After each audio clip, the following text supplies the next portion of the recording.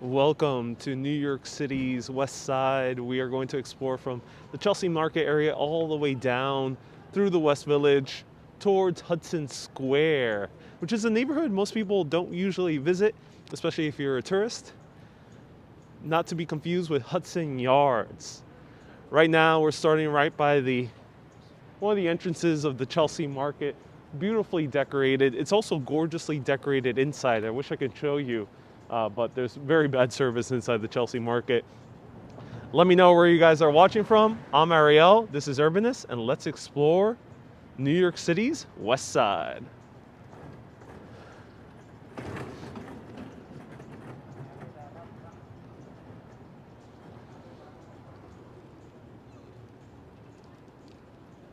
So right over there we have the Sky Bridge that used to connect the massive buildings of the Nabisco factory, National Biscuit Company factory. Used to be gigantic. So today we're going to explore the far west side of New York City, of Manhattan. I usually don't do this area too often. I've done a few history videos on this area of Manhattan, but usually don't linger around and wander around these areas. But there's so much awesome little nooks and crannies, little tiny little streets in this west side of New York City that are worth wandering around. So I'm Ariel, you're watching Urbanist, and let's go.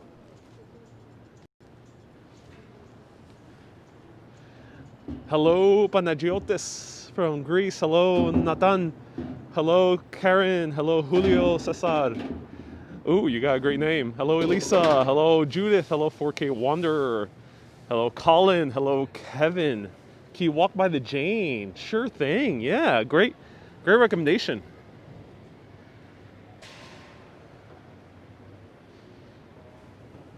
So let's zoom in on that Sky Bridge over here.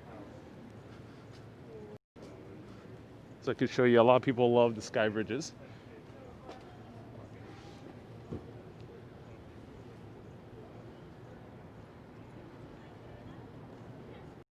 And great heating outdoor seating, which I'll show you, heated outdoor seating, which I'll show you right over here. Hello, Karen. Hello, Donald. I did have a beautiful Christmas. Nice, calm, gorgeous Christmas. Last tour, I covered Los Tacos Numero Uno. This is their very popular location here in Chelsea Market. I think this is where they started, actually. So this is their first location. Really great food.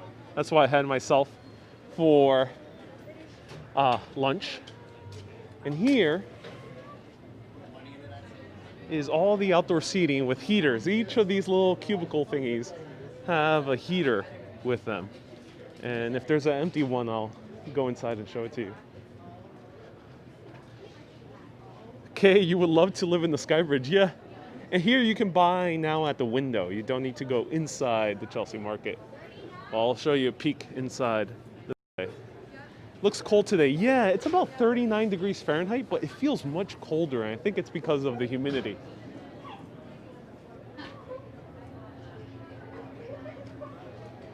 No blue sky today. No blue sky today. It's really full here today in the Chelsea Market. It was much emptier when I came here earlier in the morning. But I think this is the lunch rush.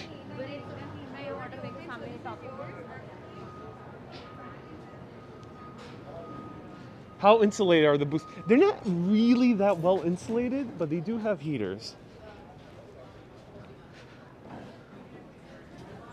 So actually, we don't see it here, but we see it here, all the heaters, all the lineup of heaters. So you get a little bit of warmth, not too much warmth.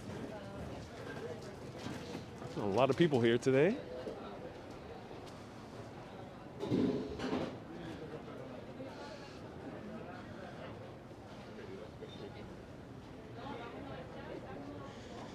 Whew, it's quite cold today. Wow, I'm not sure if anyone is a weather expert. Let me know why does it sometimes feel super cold even though the temperature is a bit warmer than another day. Today's about 40 degrees Fahrenheit. It feels freezing compared to even 2 days ago where it was like 35 degrees Fahrenheit. Hey, Rissa, it's a high 75 degrees in Texas. Oh, I'm jealous. Jealous of Texas. Hey, here is the Starbucks Reserve Roastery. Thank you, Elisa, and 4K Wanderer for reminding people to press that like button. I appreciate you guys.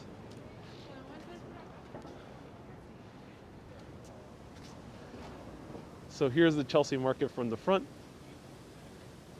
Todd says the penetration of air as along with it being moisture in the air. Yeah, thank you, Todd. Yeah, so it is indeed the moisture that makes it a little bit feeling like very brisk. Joe says sharing is caring. Oh yeah, thank you, Joe. Appreciate that. This looks so pretty in the wind. Shows how windy it is today. Huh, I love this. Kind of trippy.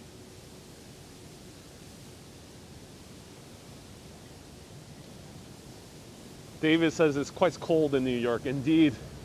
Indeed it is. So here's the main entrance to the Chelsea market.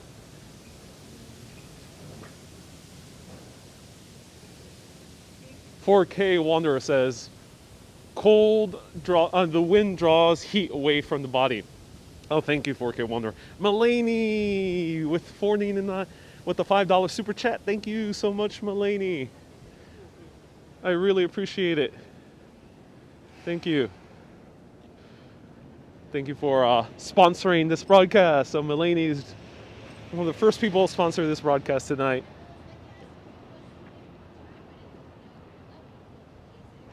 Can you go to an Italian bakery?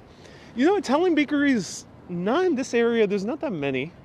We're not going to Greenwich Village today, so there's not that many Italian bakeries. But I will point out if we pass by any bakeries in general. So here's Starbucks Reserve Roastery. It's like a theme park for Starbucks. It's gigantic. Though most of it is closed now. But I do recommend one thing, is their whiskey aged cold brew. Doesn't have any alcohol in it, but it tastes like whiskey, which is the strangest, most beautiful tasting cold brew I've ever had in my life. Hey Roma, Fabrique Bakery is worth stopping by at 14th Street. I heard of Fabrique, the Swedish bakery. Yeah. What is sold in Chelsea Market? Basically everything. They have a little supermarket. They have a knick-knack store called Pearl River Market, which is really awesome. They have a few stores to buy books, to buy souvenirs. They have an amazing selection of food. In my opinion, the best one is Los Tacos Numero Uno. Viorel came to say hi. You're at work, so can't watch. Oh, Viorel, thank you so much for saying hello. I appreciate you. Hey, J-Ken from Florida. Nice to see you here. Looks like a gourmet Starbucks. It really is. It really is. All right, so actually, been meaning to show some Swedish baked goods. Let me know if anyone's interested. We're actually right by a Swedish bakery. Let me know if you're interested in learning about cardamom buns. I did not actually plan for this, but someone just mentioned in the comments, thank you for mentioning it. And just like reminded me, it's like, oh yeah, there is the Swedish bakery is right here. Todd says Starbucks has its moments. Yeah, the gourmet Starbucks Reserve has a few awesome gems. I don't usually drink Starbucks too often, but when I do, come to the Reserve here at 14th Street. Hey, no one says Aya Vlogs recommended me. Oh, cool. Aya Vlogs, if you're watching this or watching the replay, thank you so much. And welcome, no one. Nice to see you here. Sharpie says, I love cardamom buns. All right, let's check them out. Beautiful mask, thank you so much. I needed my big coat with the hood, says Ashley. Yes, I think I did. I did not realize it was going to feel this brisk. All right, let's check out cardamom buns. I'm gonna be a little bit silent as I go inside. Andrew, what's my best coffee place? I constantly recommend awesome coffee places all around New York City. One of my favorite ones is right by here. It's called Cobrick Coffee. You will be seeing, if you see enough of my videos, you'll see me point at a lot of coffee shops. My best coffee shop right now is, I'm a little bit biased because now they're friends of mine, Gran Café in Brooklyn. But let's walk into Fabrique. I'll be a little bit silent. Here's Fabrique.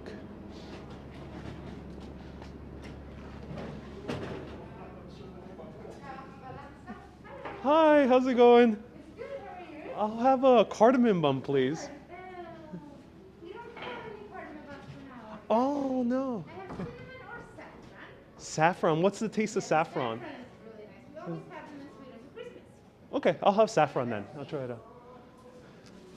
Do you guys sold out of cardamom? Yeah, we Oh. did for now. We will be getting more, but maybe in like an hour or so. Okay, okay. Not for now.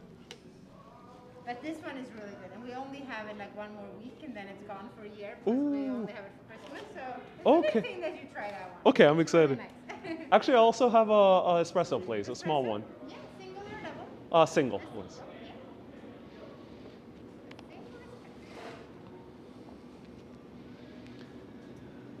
Might as well make a Fika out of it. Exactly. Yeah. That's the Swedish concept. Yeah. Very good. Have you been to Sweden? No, not yet. Can't wait to go. Do I insert my card? All right, cool. Yeah, insert your card. I've been meaning to do so. I haven't been there yet. No, all right. I went next door to Finland Ah, and really loved the coffee over there specifically. Yeah. Sweden's got even better. Ah, that's good. Okay, that's good to know. How long did you guys? How long were you open? We've been here a year and a half. Year and a half. Yeah, a little bit more actually. We opened in May. And is it from? Is it the company based on from Yeah, Sweden? Exactly. We're originally from Sweden. So back Can I have in the Stockholm- receipt, please? Oh, you wanna- Yeah, sorry. Thank you. Oh. Back there we have 19 shops. Yeah. And then we have 6 in London, and this is the only US location. Oh wow, that's So How m- it's quite a lot now actually. 6 in London. That's quite a lot. Yeah, 6 in London. Oh. They opened up there in 2012, I think, or was it 2010? In Sweden it was 2008. Oh, I see. Okay. Yeah. Oh, that- It's been around for a while. So it's a popular place. It is? Yeah. I would say so. Oh, that's We're wonderful. very happy about that. That's cool. What made you open up in New York? The owners have always loved New York. Yeah. So Lid, please. Yeah, thank you. Oh, I see. Yeah, it's then like the best city, so. that makes sense. And it's like once you make it in New York, then you've made it Right. for That's real. true. That's It's true. like the most brutal markets. Well, there's not that many Scandinavian shops here yet. Not yet. I Yeah. mean, we all like. To me, it seems like there are many, but that's just because I know. Yeah. I'm Swedish. I'm like, oh, I want to go to that place. Oh. It's subjectively right. So we're growing. Watch this space. Well, it's like Australian coffee shops. About like 5-6 years ago, there was only 2 or 3, and now they're all over the place. Yeah. All right. Have a great day. Bye-bye.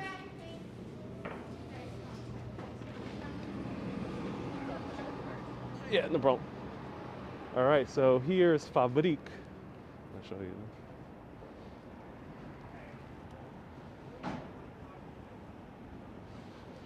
And let's try it out.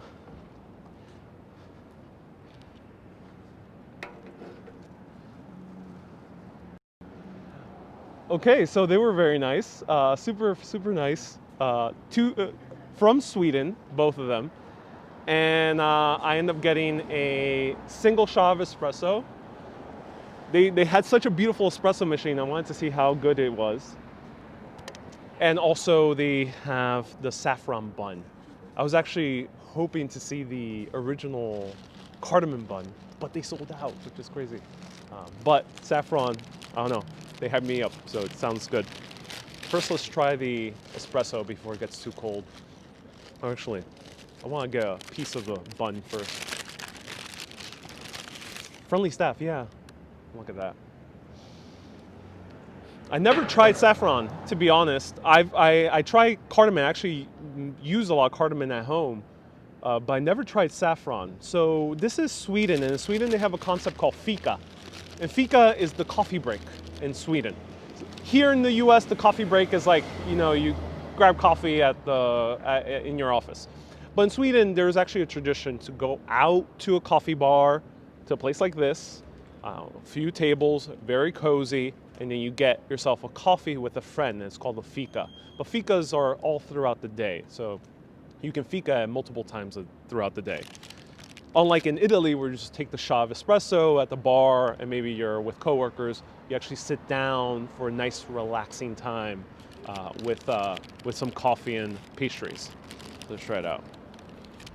So it's nice and yellow. Look at that. Wow. It has a little bit of salt on top.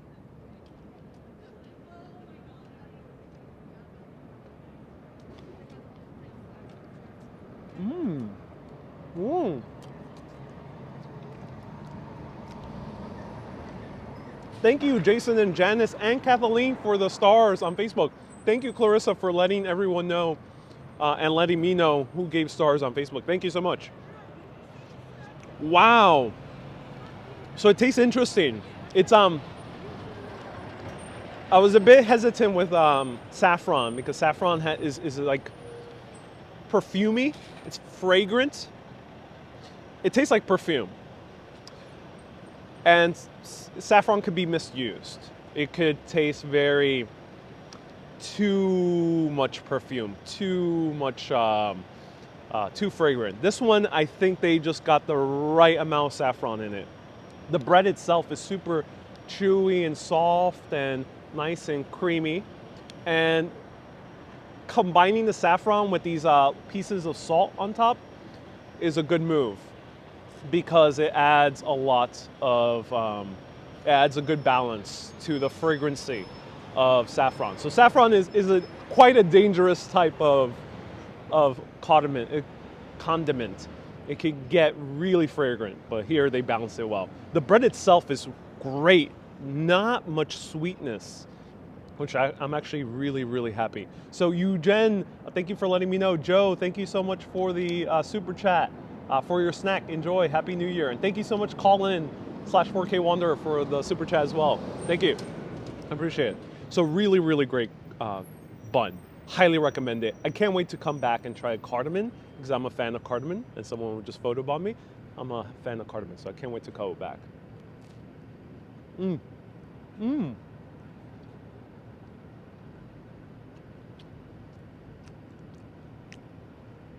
So the outer layer is perfectly crusty. Perfectly crusty. So it has that nice crunch to it. Wow. Wow, this is a really great treat. Highly recommend Fabrique. That, as you heard the people behind the counter, they're already famous in Sweden, and they're becoming very popular in London with 6 shops. This is their first one in the US here in New York City. So for some Fika. All right. Go ahead.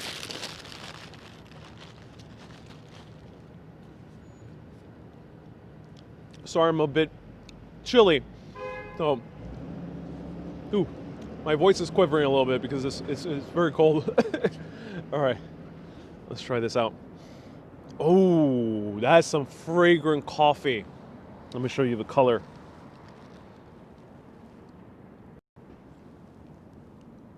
Fragrant coffee, wow. Wow, the coffee is almost as fragrant as the saffron.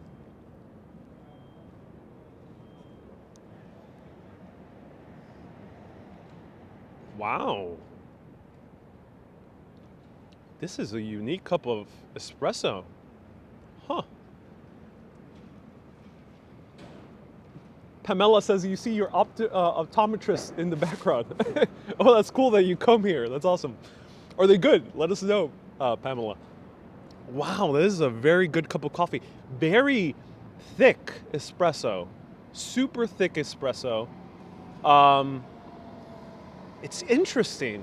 It's thicker than American, but tastes as like fragrant and bright as an American espresso, but has a thicker consistency. So take the consistency of Italian espresso, which tends to be thicker, and put that bright, fragrant flavor of American New York style espresso.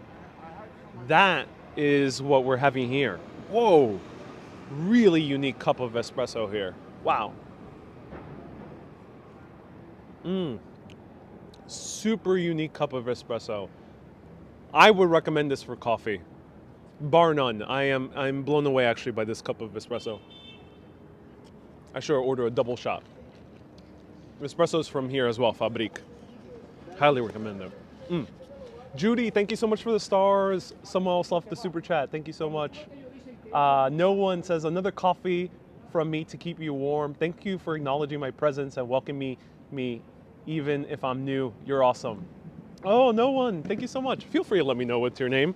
My pleasure to welcome you. Thank you so much for the super chat. Thank you so much for sponsoring a coffee. If we bump into, which I think we will, we bump into a new coffee shop, I will be trying it out. So thanks to no one. To no one who's someone that's watching. They're just called no one. And yes, will I be giving a tour of Penn Station? I will. I will be giving a tour of the new Penn Station. Stay tuned. All right.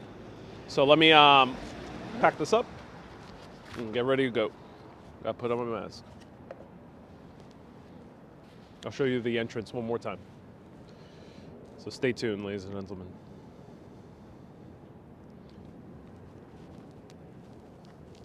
So where is this place located? 14th Street and 9th Avenue. 14th and 9th, the nearest train station is on the 14th and 8th Avenue streets intersection, the ACE and L line. Or you could take the M14 bus. Okay. I'm gonna compliment them because they were so amazing. So bear with me. I'm just gonna go inside and compliment them.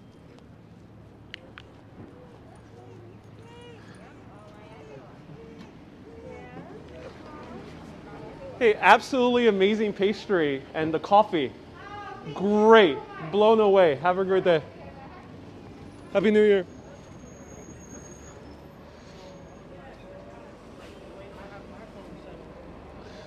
All right, let's go. Oh, okay. Fabrique, one more time here, 14th Street. That location right there on the glass condominium.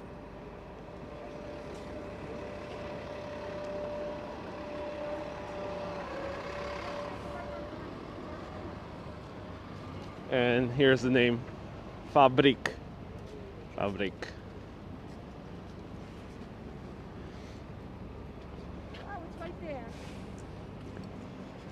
They're actually one of the few places that sell single shot espresso as well here in New York City. Usually you can't really find single shot espresso. So let's zigzag around. Is it Colombian coffee that we're selling? I'm not entirely sure. So when it comes to espresso, for anyone who's curious, it's usually a blend. So coffee beans are roasted, and that's when they're ready to be brewed. That means hot water is ready to be passed through them, hence making coffee. Hot water can pass, or any type of water can pass any different ways. You can steep it in lukewarm water, that'll be a cold brew. You can pass hot water very slowly, that'll be a pour over or a drip coffee. Or you can pass pressurized water through it, and that'll be espresso. So the beans that they use are usually a blend. So they're using multiple different countries to make an espresso blend. And the reason they do that is in order to make a more kind of better, stronger cup of coffee. When you have a pour over, say a blue bottle, which in Spanish is café colado, sometimes you'll find them single origin. So you might find a place that is strictly Colombian coffee, but in these places, they might have some beans from Colombia mixed with Ethiopian, mixed with Robusta beans from Vietnam. Who knows? It could be any type of combination. So here's another recommendation of mine.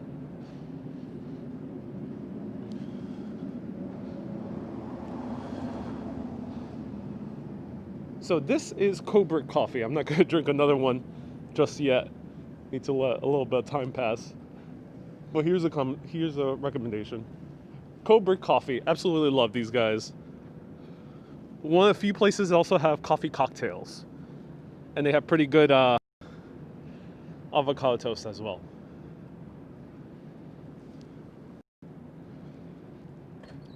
Right next door is their bar. Come here at night, have a good coffee cocktail.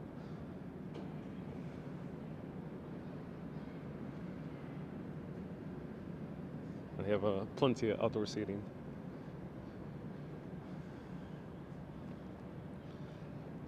So this is the neighborhood known as the Meatpacking District. If you're familiar with the show Sex and the City, this is where Samantha lived for most of the show.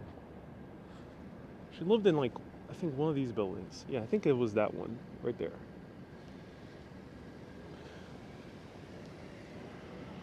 Okay, you're in full lockdown, level 5. Oh no.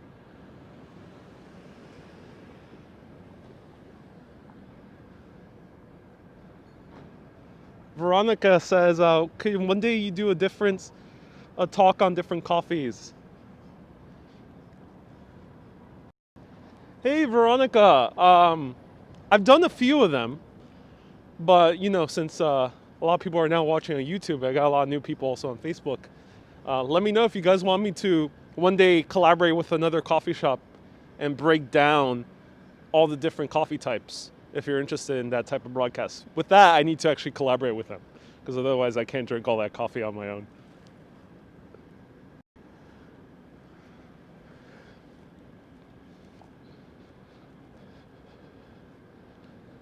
Kelly, thank you so much for sending stars. Elisa, thank you for reminding me, for letting me know.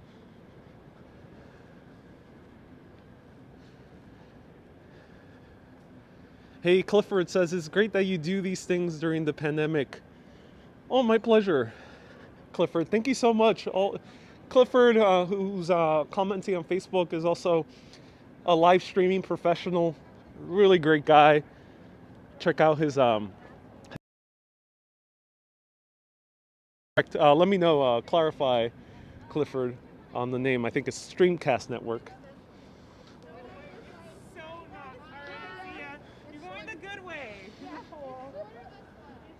So look at this type of sculpture. We've seen it a few times in Brooklyn. This might be the same type of sculptor, Tom Fruin. Yeah, I think it's Tom Fruin. Yeah, he's the same type of sculptor who's made the mosaic water towers. Omar, thank you so much for sending stars. So my friend Clifford, really great live streaming professional. If anyone here is a live streamer, check out his show on Facebook and YouTube, the Streamcast Network.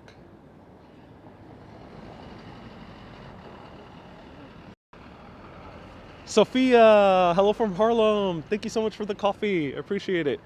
So here's Tom Fruin, known for his mosaics, glass work, especially his mosaic water towers. Looks like a Pete Mondrian. Yeah, he does that type of style, the Pete Mondrian type of style. Absolutely love Tom Fruin, yeah. He has also another one in Hudson Yards. Beautiful. This is why it's worth wandering around, ladies and gentlemen. So let's take a closer look at the glass. Lots of people taking selfies and such. Let's take a closer look.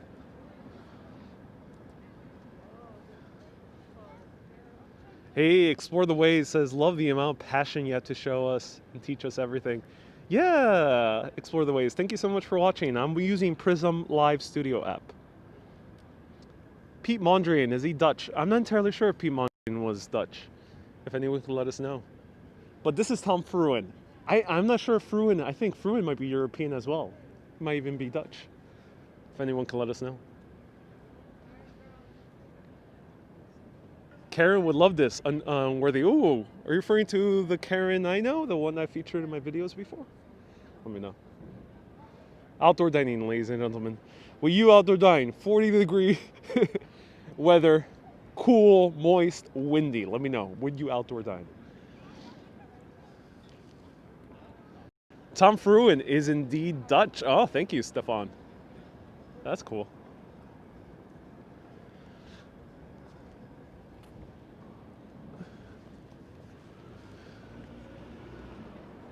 All right. Tom Fruin lives in Brooklyn. Oh, thank you so much, Clifford, for letting us know. This is like the market. So we are close to what used to be, what used to be Gansevoort Market.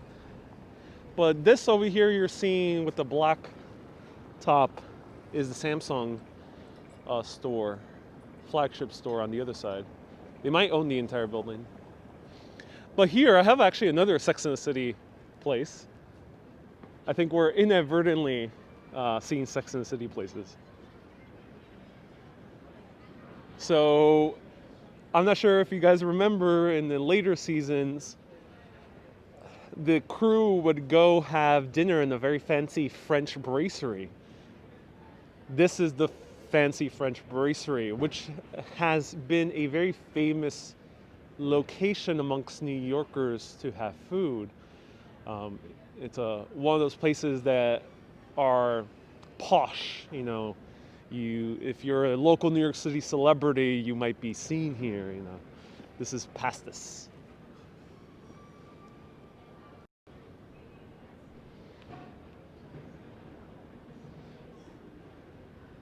Hey, Preppy, Boricua Power. Oh, thank you so much, Preppy. Hope you're doing well. Queen Janeway, you're streaming this with your parents. Oh, that's so awesome. So here's Pastis. Let's let me actually walk through the outdoor dining area. It's packed to the brim. I'm actually kind of surprised during the middle of a weekday.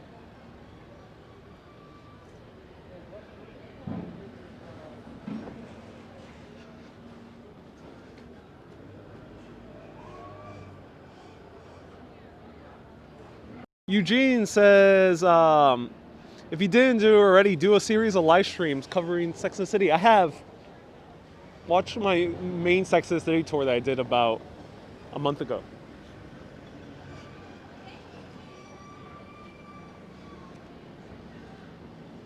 So Pastis is a French brasserie. So steak and frites, etc.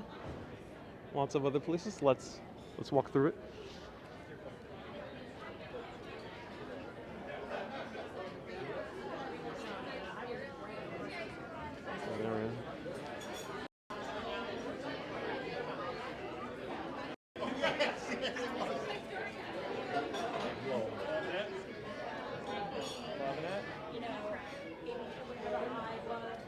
So you might recognize that. All right, let's continue walking into the far West Village.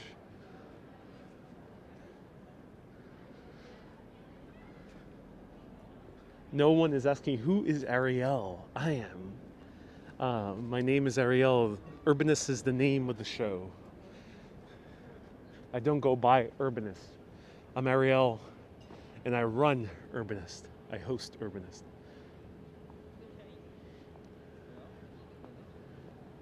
Pastis is the name of an alcoholic drink. Yes, it is. After dinner drink. Are there outdoor heaters? Yes, in this one there were. Yeah. All right. Now let's venture into the far West Village. No worries. ¿Dónde está el Museo de Whitney? Preppy, el Museo de Whitney está aquí, the Whitney Museum. I'll backtrack a little bit. I'll show you the air conditioner. Mandy, how many new viewers are you getting per broadcast? YouTube is being very good. Facebook is growing slow. But I'm always grateful for all the people who watch on Facebook. Still have my longest and most hardcore fans on Facebook. But YouTube is where I'm growing very quickly. And there's new subscribers every single video. There's a few hundred. So there is the Whitney. It looks like a gigantic air conditioner, like a very beautifully architecturally designed air conditioner by Renzo Piano. And yeah, right there. Highly recommend this museum. One of my favorites. And it's beautiful because it has these terraces where you can see views of Chelsea from above.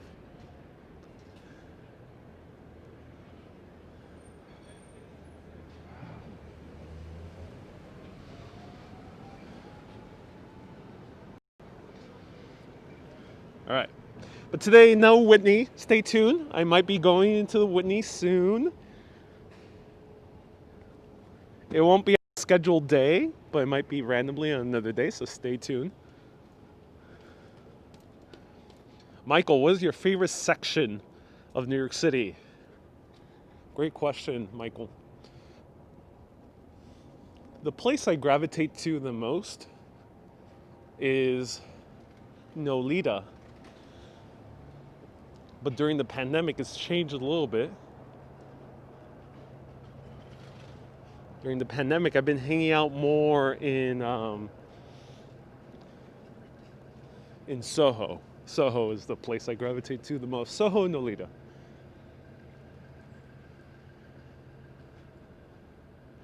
Okay, here we're gonna really zigzag because these houses are gorgeous. So let's enjoy the architecture.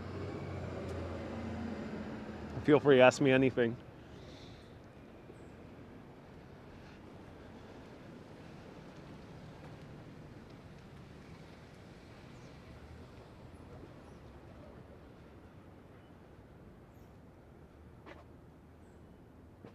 I miss going to the museums. It would be great if you could go to the Whitney. I'll be able to show you a little peek into it, most likely. Delfino asks, what's the most hipster area in New York? Right now, the most hipster neighborhood of New York City is Bushwick, Brooklyn. Bushwick, Brooklyn is the most hipster area of New York City. Hey, Debbie, thank you so much for the $9.99 super chat. $10 super chat. I appreciate you. Malena, thank you so much for stars. Elisa, I appreciate you telling me.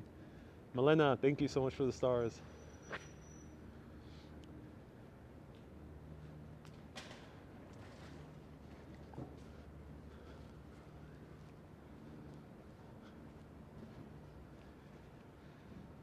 Irene says, I go from Facebook to YouTube, but mainly watch on Facebook. Yeah, no worries. That's why I stream to both of them at the same time. I stream to both Facebook and YouTube. Uh-oh. We're removing asbestos here. Look at that. Well, not get too close to the building. But someone left a book.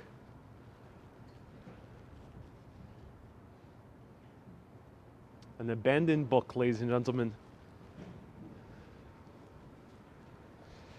Luciano asks, what's the most friendly area in New York City, in my opinion?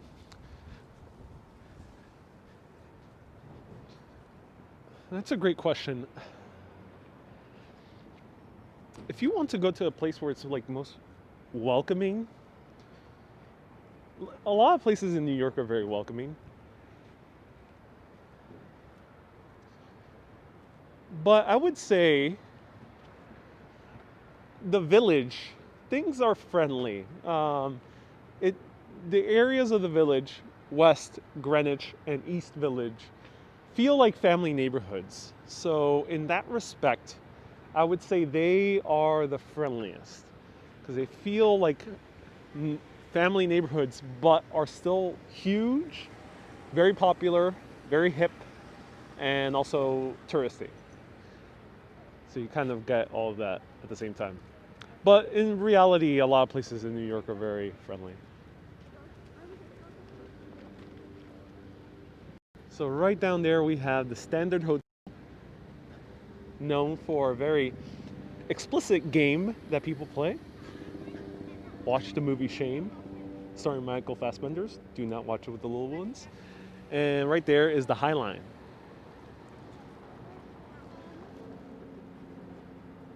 Right here, three little owls.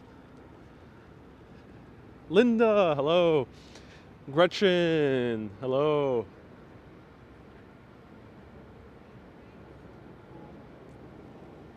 Naritha, is there any place I don't recommend visiting? Everyone visits for different reasons. I would not tell you to not go to any place. But I would say, you know, once you start going to South Brooklyn, once you start going into deeper Queens, you don't see too many tourist things to do there. So Three Little Owls has a great egg sandwich. So I recommend the egg sandwich here. Also, it's all owl theme, which I personally enjoy.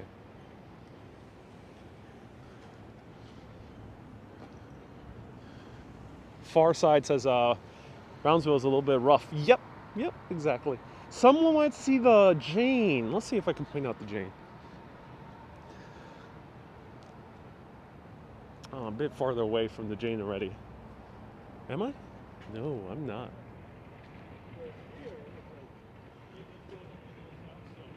Are we?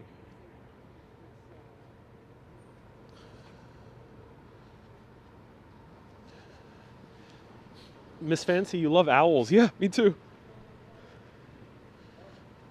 Kevin says I'm around the corner. Yeah, let's visit the Jane.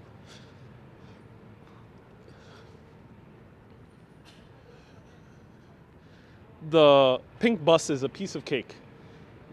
Yeah, it's a moving truck. A very pink moving truck.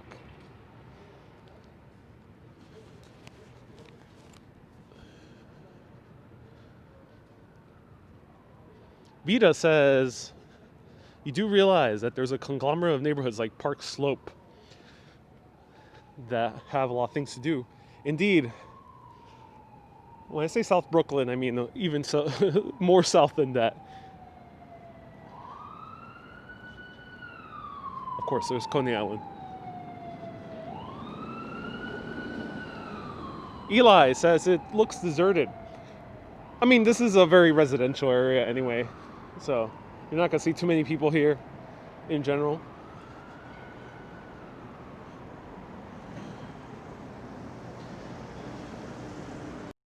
And everyone, whenever I say something, when I respond to a question on live video, and I'm generally generalizing. So while this is live video and we have a lot more time to get into nuances, it's wonderful. Do your own research always after these videos. Come to your own conclusions. When it comes to these neighborhoods or what I recommend to do, you're asking me based on my experience. I've been doing videos for 4 years.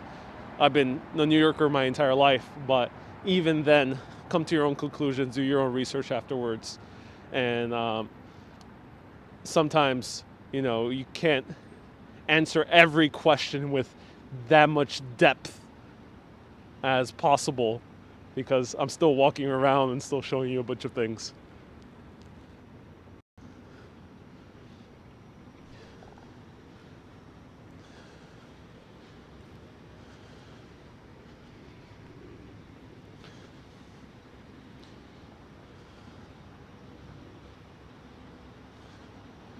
Hey, Ira, thank you so much for stars. Ira, you the best.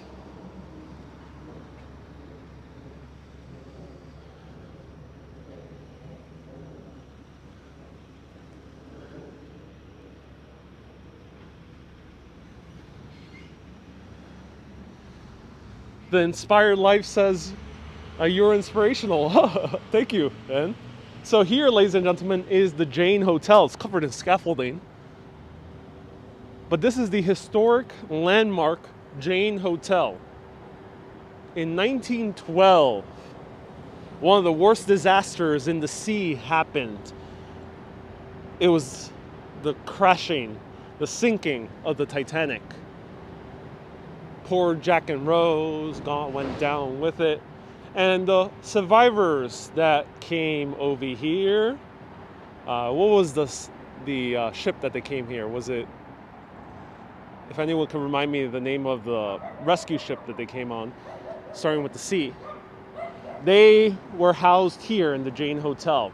Apparently the Jane Hotel to this day remains haunted with moans and cries and knocks on the door of the Titanic survivors that might have made it over here but died just a few short days later from symptoms that worsen from hyperthermia or pneumonia, from suffering in the cold for so long. This is the Jane Hotel. The Carpathia. Thank you so much, Carpathia.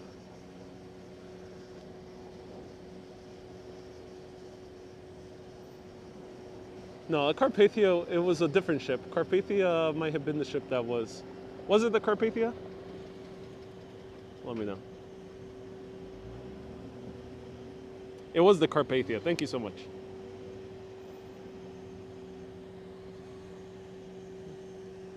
So right there we have the Jane Hotel. Sion, welcome. Nice to see you here. Why is it under scaffolding? Well, because they're doing repairs.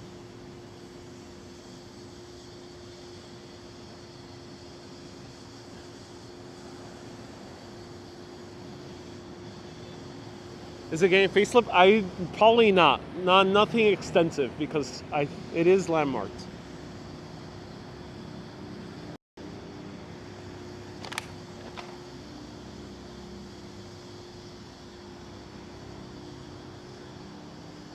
So here is the entrance.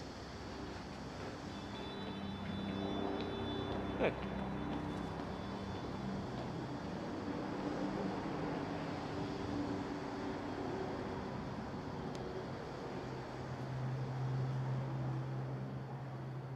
Wow. Look at that. So just imagine all the Titanic residents coming in here.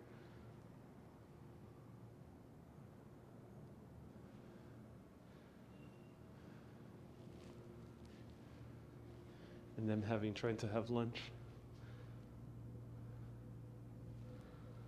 Is it marble? No, I don't think it's marble.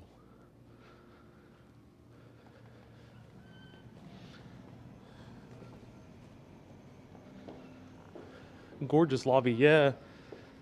Indeed.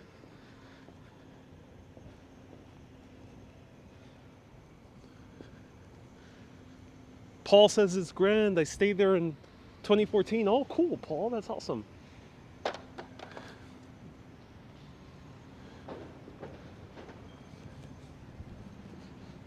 So, let's see if I can point it out from this angle.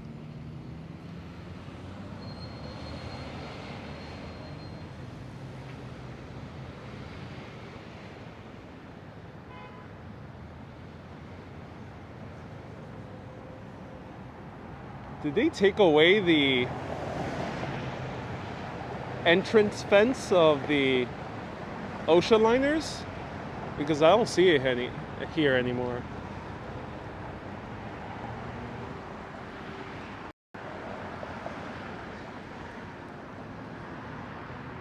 So over here, there used to be a historic entrance to the Chelsea Piers.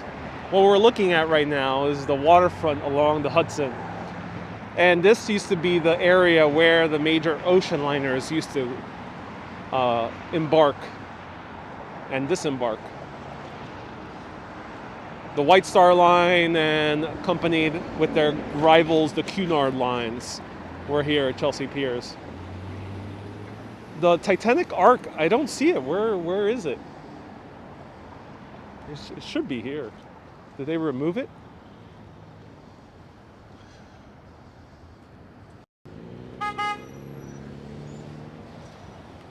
Let's see. Let's see if we can see the arc.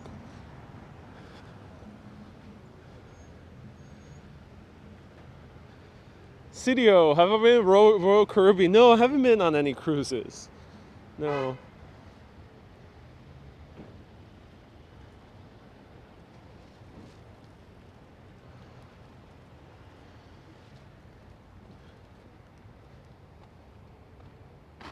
Ladies and gentlemen, the arch is no longer here.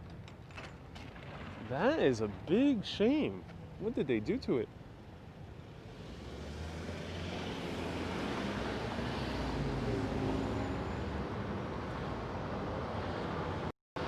So it seems like they removed the arch.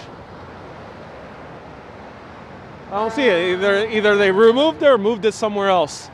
If you want to see my video, search Meatpacking District Tour on Facebook and on YouTube, and you'll see the arch of the Chelsea Piers. I'm not sure if they moved it, or maybe they'll put it back in. I'm not entirely sure what happened. It was already pretty decrepit at this point, so check out that video. It's at Pier 54, says Michael. Is it? Did they move it? Because it used to be right over here.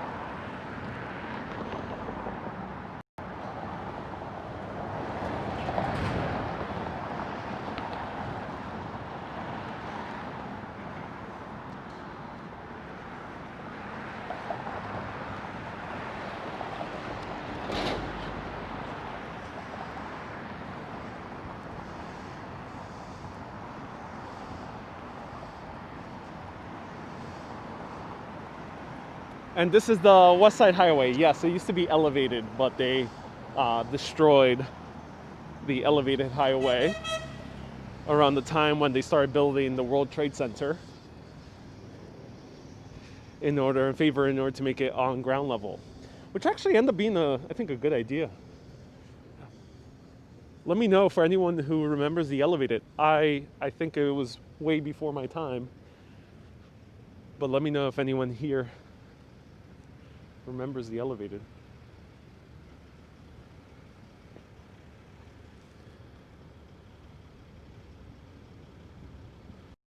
Dutch, you're saying that it's at the Island Park entrance? Okay. I don't know, I didn't see it. Usually it sticks out from that distance. I didn't see it. It is landmark, yeah. I thought it was. Maybe I missed it. But nonetheless, let's go back into the West Village. Tug, will I be going to the new Penn Station? Yes. Either January 1st or January 2nd. Stay tuned.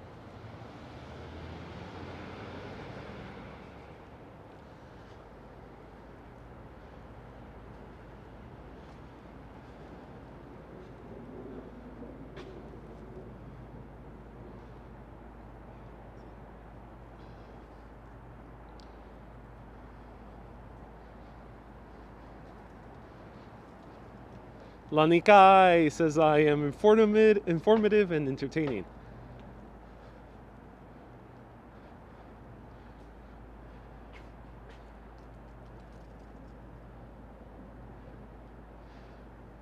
Hey, Rasulebek from Uzbekistan. Welcome. Nice to see you here.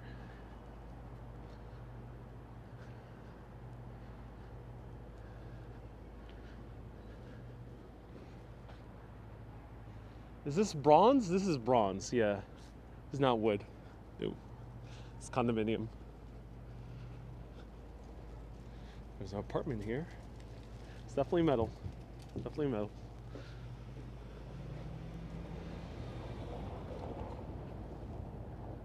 Hey, Hans from the UK. Great walk. Notice your glasses match your face mask.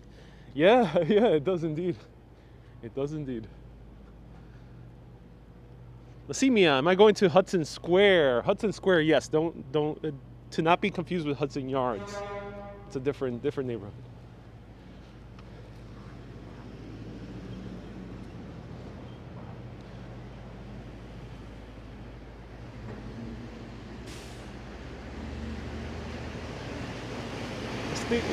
Estefanos from Ethiopia, welcome.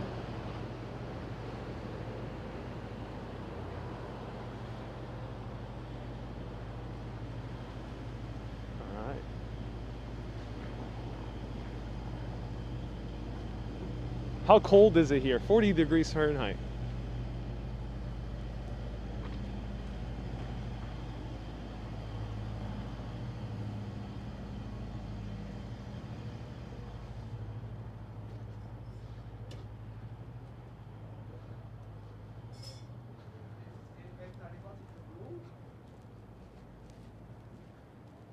This is a nice setup.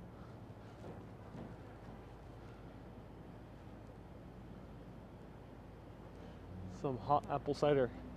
Hello, Ivy. Nice to see you here. And here,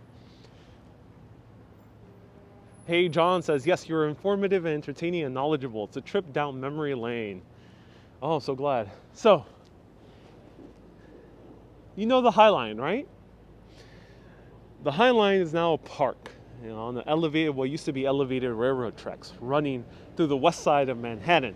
However, the High Line actually used to be much longer. It used to run all the way down to modern-day Soho area. Part of the High Line used to run through this building right here. So you could just imagine the High Line continuing there from the Standard Hotel. You see this hotel? Running through here, crashing through all the buildings and crashing through this building as well. So this is a remnant of the High Line, or what used to be the elevated railroad track.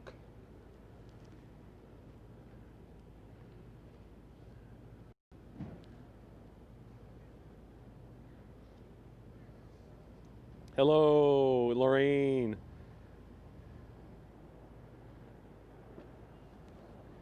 So this is now a theater group called Westbeth.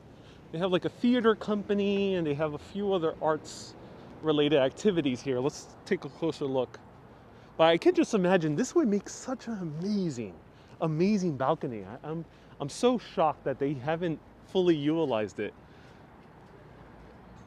Imagine if this becomes an apartment building, or I think there already are apartments, but imagine you had an apartment with a massive balcony like this.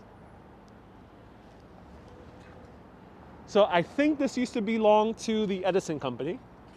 I did cover the history of it about 2 years ago. And Westbeth has affordable housing. Yes, indeed they do. Let's take a closer look. Eugen says, yes, I want that penthouse. So here it is, Westbeth. They also have dance.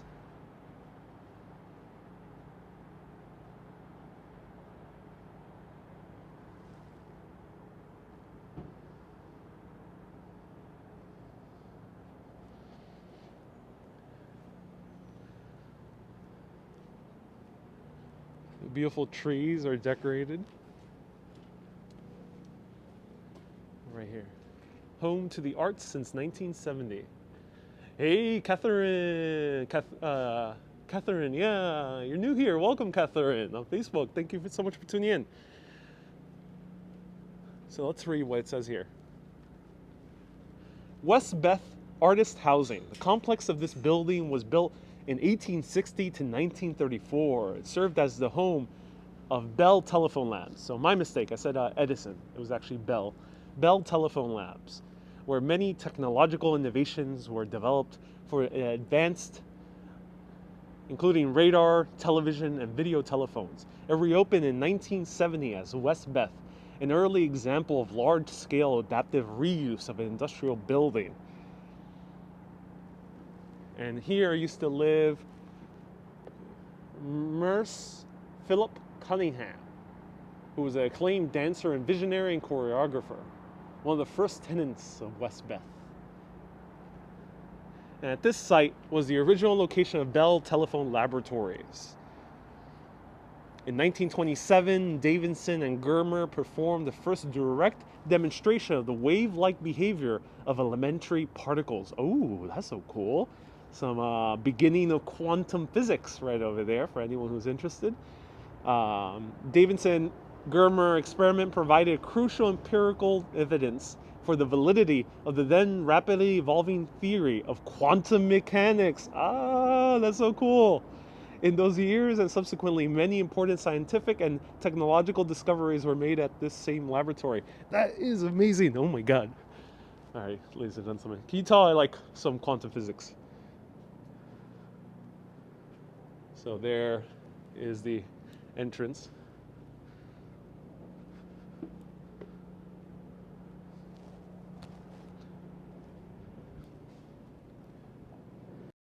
So just to kind of let everyone know the mass importance of quantum mechanics, we're right now at the cusp of what is going to be a massive revolution in computing technology with quantum mechanics, with quantum computing. So you can thank this building for, by 2030, things are going to get wild.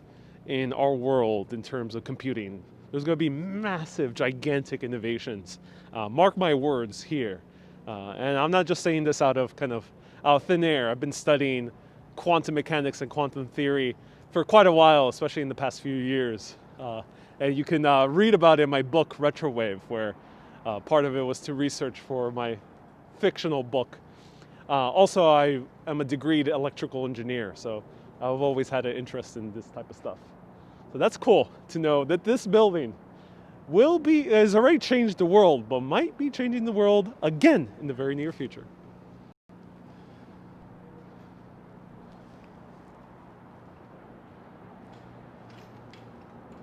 So the early quantum mechanics were discovered here.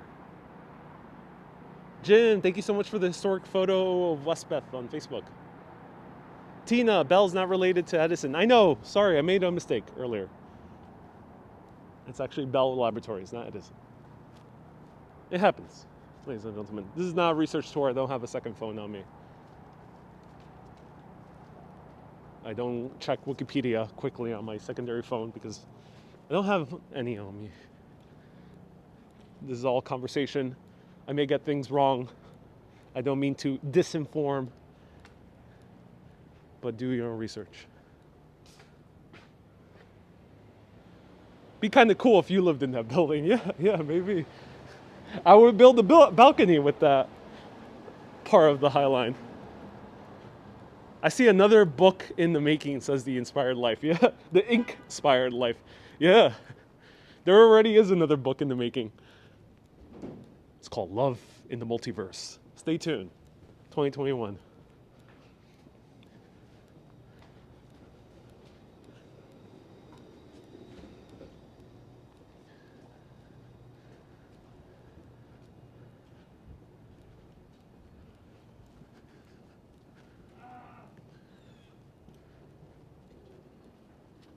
Tina says, LOL, that was my hubby. He says, hi, Ariel. Hey, Alvaro, welcome, Alvaro and Tina.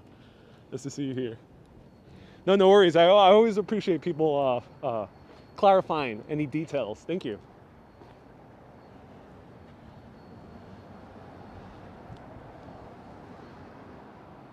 So here's the other end of the High Line. Let's actually take a better look across the street. Search my Hidden History series on Facebook. It's the Hidden History playlist, and I did a video of all the history of this place. Here, look how huge the Westbeth complex is, what used to be Bell Laboratories. Hey, Patri, you caught me live. Look at that, gigantic, ladies and gentlemen, and people of all genders, huge. I hope they find a use for this awesome opportunity of making a gigantic park or balcony or common space. I'm so shocked that they haven't used this yet. Chimneys, yes they are. Smokestacks.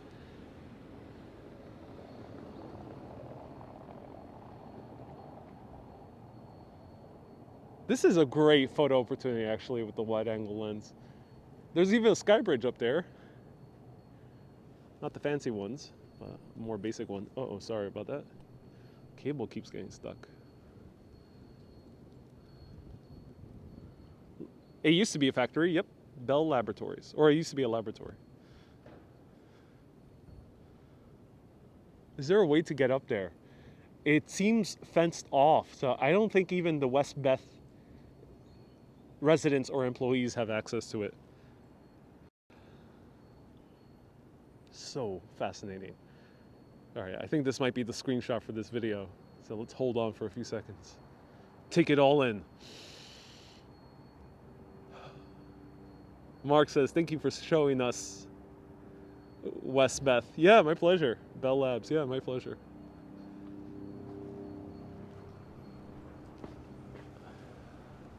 Sorry about that, everyone. My cable keeps getting stuck here for some reason. Not sure why it's doing that. All right, there we go. Hey, I think this is where Mrs. Maisel's dad works at some point, says Goblin. Yeah, Goblin. Oh, interesting. I haven't seen enough for that show, so I don't know. But if anyone can confirm, let us know if Mrs. Maisel's dad in the Amazon Prime show Marvelous Mrs. Maisel, the character, did he work at Bell Labs? Let us know. Was there really a train? Yep, a train really did pass through Bell Laboratories. All right, ladies and gentlemen. So, this is a beautiful area, beautiful buildings, beautiful houses. But in every single city, in every single town, there's always that one house where the person just goes wild, just goes crazy, and decides to keep on building and building and building and building and building. New York has one of those houses. A man, a very eccentric artist, decided to build his own Venetian palazzo in the middle of New York City. This is an artist who is also a filmmaker, was nominated for a bunch of awards for his debut film a few years ago. I think it was called Beyond the Sea or something like that. Right here is the Palazzo Chupi in the middle of the West Village. A Venetian palazzo raising up many stories way above its height limit to rain the skyline of this part of New York. A pink Venetian palazzo.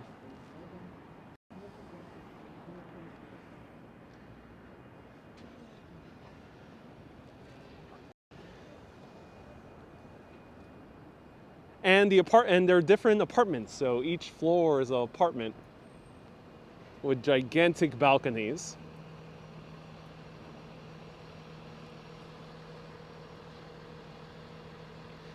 Mandy, is it up to code? Well, actually, because of this house, if anyone could remind me of the name of the artist, his name is on the tip of my tongue, but he's escaping me at the very moment. If anyone can let me know the name of the artist. When he built this, there wasn't any formal building codes for height. There was some understanding that you couldn't build a specific height because not that many other houses were building that high and there was not that many condominiums yet being built that high. But because of this guy, and this guy is he's quite a controversial artist in his own right. He's a bit, people might know him as very controlling of his art. He bought this in 1977. The first 3 floors, which is a historic building, 1, 2, 3. And the first 3 floors used to be a carriage house, stables. I'll show you how they were stables. Michael, thank you so much for reminding me, and Stub, thank you so much. Julian Schnabel, thank you so much. Julian Schnabel is the name of the artist. Bought this in 1977. I'll zoom in on the arches, sure thing, Elisa. Right here, you see horse stables. They used to be horse stables. And a firehouse, I think, later. But then he kept building. And he decided, wait a minute, he completely gutted the historic building here to make his own apartment. But then he decided to go further up and more and more and more to the point where there was a protest from the community out in front of his doorstep because of the constant, incessant construction. People were pissed off that this man was putting a blight upon the neighborhood, as so they saw it. They saw it as a blight. And thus they put formal building regulations that no one could build higher than this building. So there's a few condominiums, but they don't rise that high.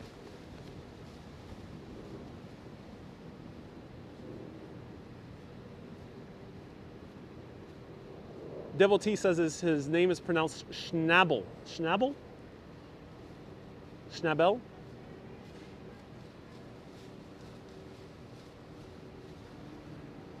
Hey, Jose, thank you so much for a $5 super PayPal. I appreciate you.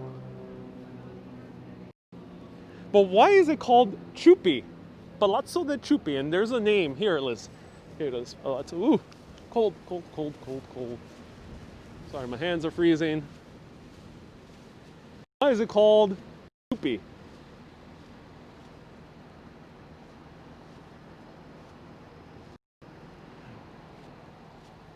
So, Chupi.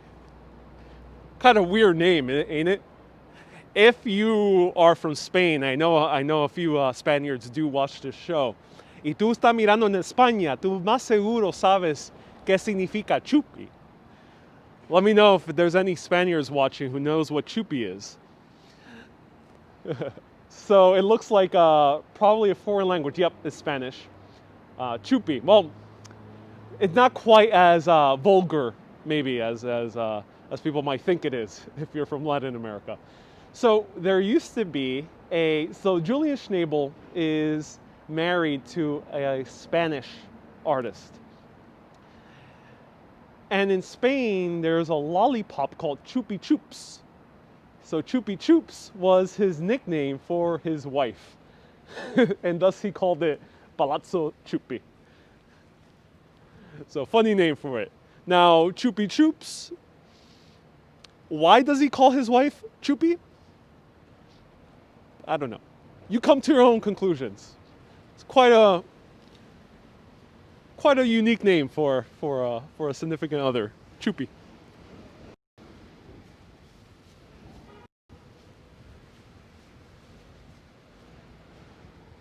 Lucas, Chupi en Argentina se referencia a una bebida alcohólica. Chupi in Argentina is an alcoholic drink. So Richard Gere, the actor, if anyone can name any movies he's been in, he's Pretty Woman. He bought an apartment here, I think upwards of $2 million. It might have been more. He called his wife Lollipop, says Planner Shift, with a thinking emoji. Yep, Planner Shift. Think about that.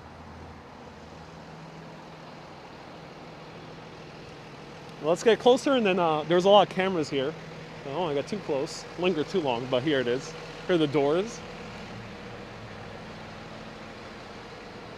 His artist studio is also here, and you can see he did a tour for one of the publications. So search Palazzo Chupi tour, and they have photos of how it looks inside.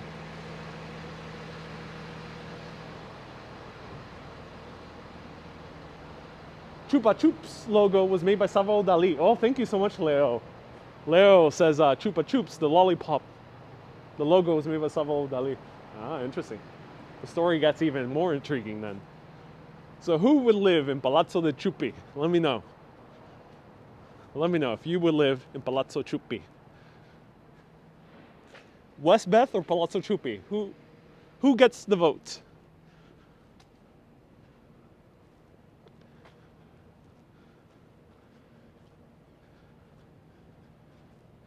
Would you live in Palazzo Chupi or Westbeth, Bell Laboratories? Westbeth or Palazzo Chupi? You get to choose one apartment, only one apartment. Which one will you choose? Chupi means really cool. Oh, in what area of the world? Philippe votes for Chupi. He would live in Chupi. Esfield says I would live in neither. Indeed, Westfields. The Inkspire Life would live in Westbeth and Bell. Loma would live in Bell. Adam would live in Chupi. It's a no for Chupi for me. Ivy would live in Chupi. Nathan would live in West Bell. Susie says I'm not an artist, so I don't qualify West Bell. But I mean, in an ideal world, where would you live?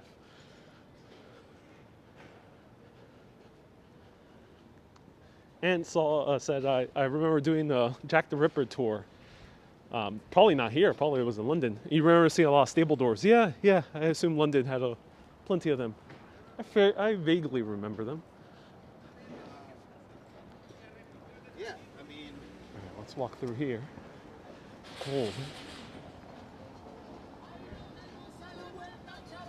And Elisa says in Slovenia, Chupi means to grasp hair. Yeah. Oh, look at this huge backyard.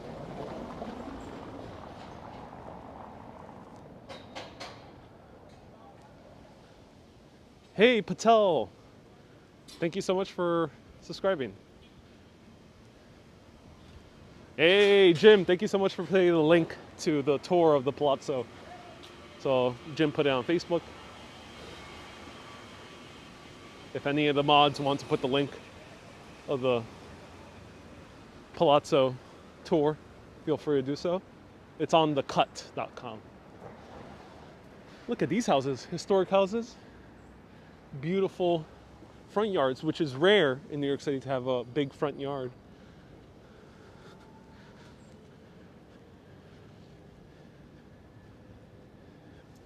Hey, what is the next particular building here? Any graffiti? Ooh, graffiti here is not so common in this area. But like, there's graffiti in some buildings, like here, yeah. Are that private homes? Yes, those are private homes.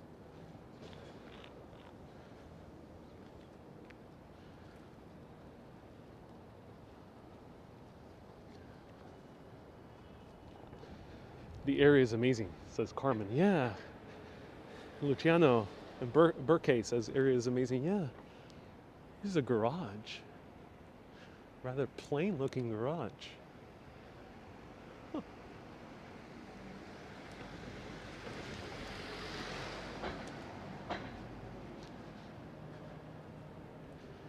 What does it mean to have a front yard than no yard, says Adam. Well, townhouses tend to have backyards, but front yards are rare in New York City. This is the gist of front yards in New York City. Nothing, basically. This is a front yard in New York City, generally. Well, let's Manhattan, to be more specific. Manhattan. Hey, 4K, thank you so much for putting the tour of Palazzo.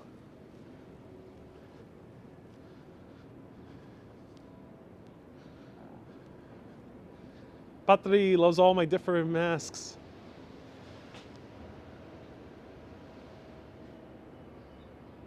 Thank you, Patri.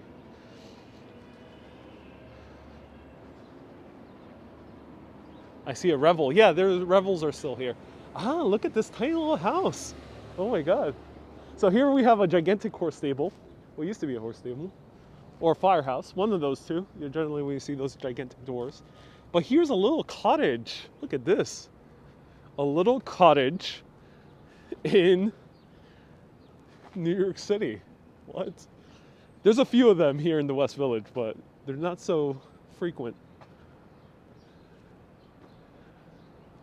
Would you live here in this little cottage in New York? Wow, it's legit a old cottage. And they have a yard as well.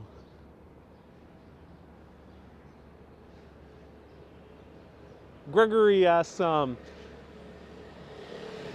is a revel? Revel are motorcycle rentals.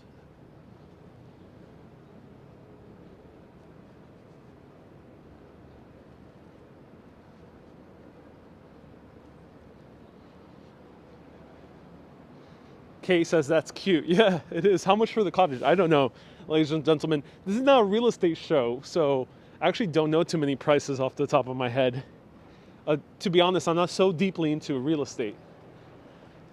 But one way you can search for real estate prices is by going to streeteasy.com. Probably the best resource, in my opinion, for real estate prices. So here we're at Hudson, on Hudson Avenue. Absolutely love this thoroughfare.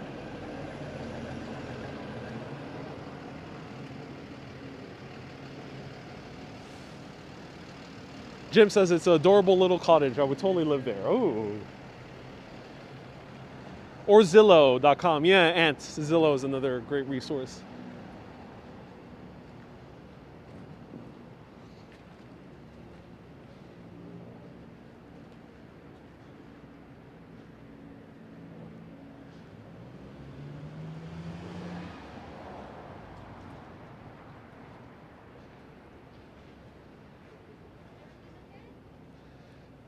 Nomades, ¿qué tienes cerca de allá de los?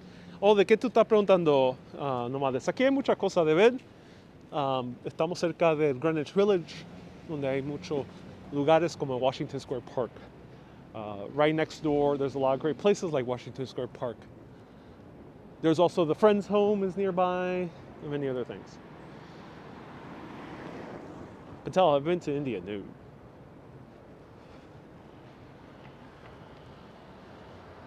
Can you show us where celebrities live? I don't know too many celebrities' homes off the top of my head. So not at the moment.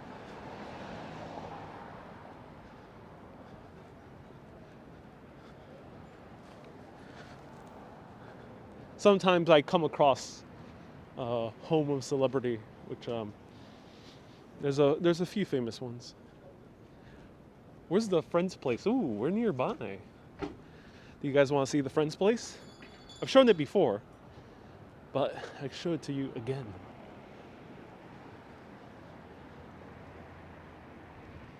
But before we do you guys want to see a secret garden? Let me know in the comments.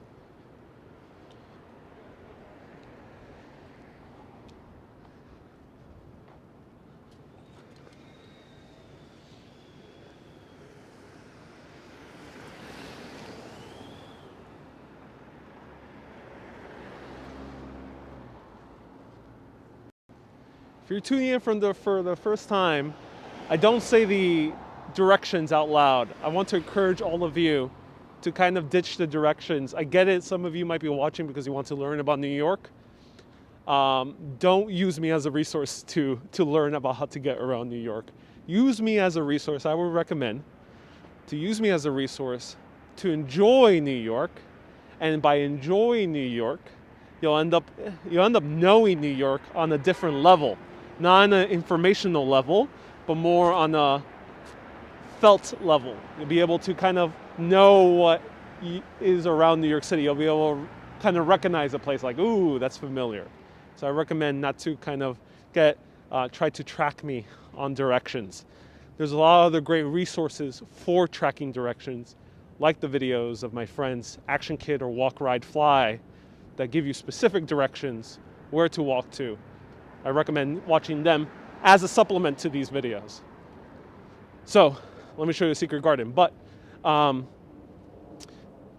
just if you follow the landmarks I visit, because I do say the name of the landmarks or I say name of businesses, you'll generally know where I walk through.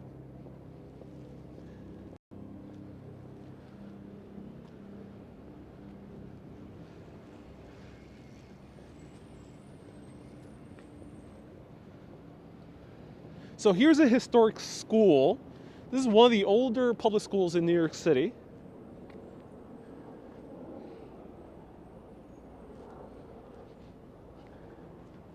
And this is PS3. So this is the third public school in New York City, PS3.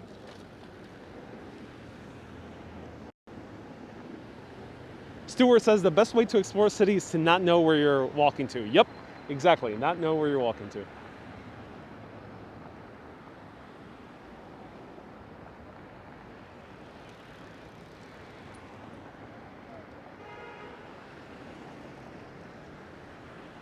As I mentioned before, these videos, I will be honest with you, they're not meant for practical value. They're meant for enjoyment, for entertainment, and for exploration. You might learn on the way, but not learn in the typical way of like notes and specific locations and tidbits. So let's take a closer look at the public school.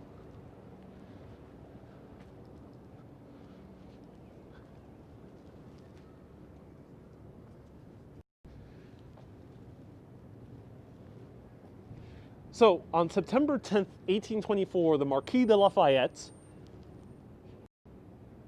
who's featured in the Hamilton musical as well, Major General of the American Army during the War of the Revolution, visited public school number 3 in 1824, which was selected as the best example of the public school system established by the Free School Society of the City of New York. This tableau was made in 1911. So the Marquis de Lafayette visited here, Public School 3.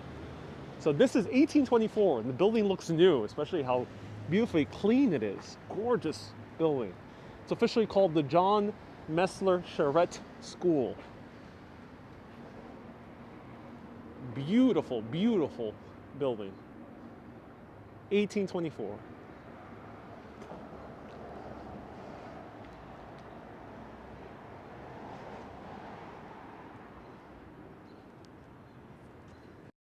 Fatima asks, where exactly am I walking to? As I mentioned, these are wanderings. I'm not walking to anywhere particular. Maybe a general direction, but no particular place.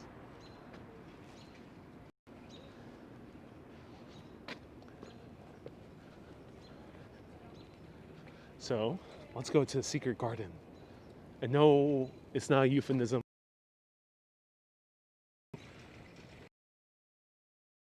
Going to the other type of secret garden. We're going to a literal secret garden, not a metaphorical one.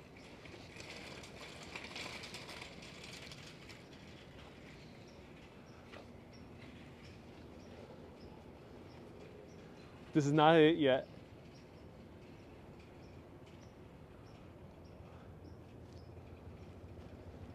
This is the Episcopal Church. Is it open? Should we attempt to walk in? Before I see an open door.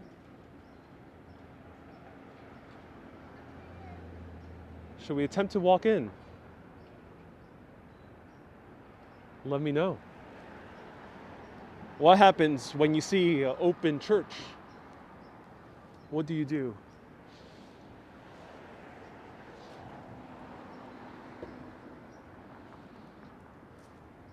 All right, let's go. Everyone, be quiet, no caps.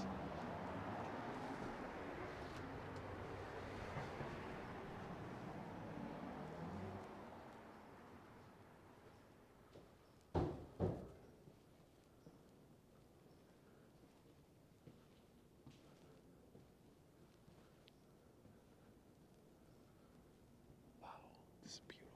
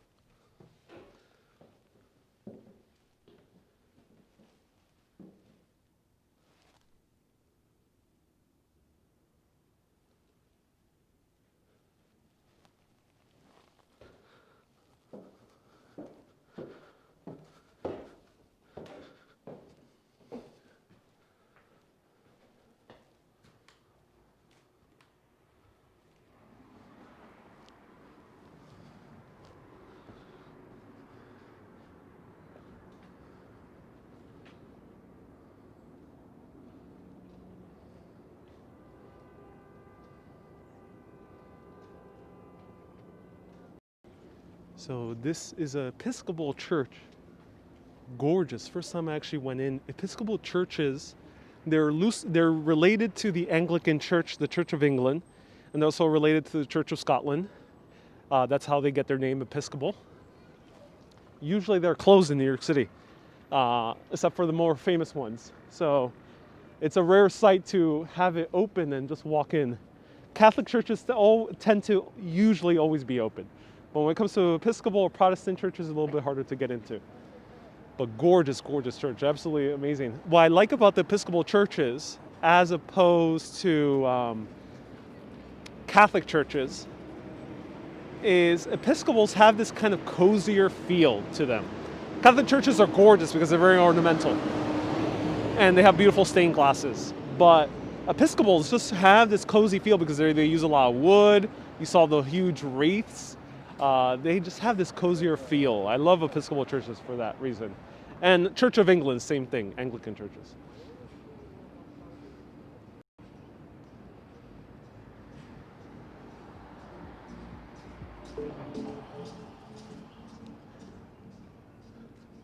Episcopal is the English language.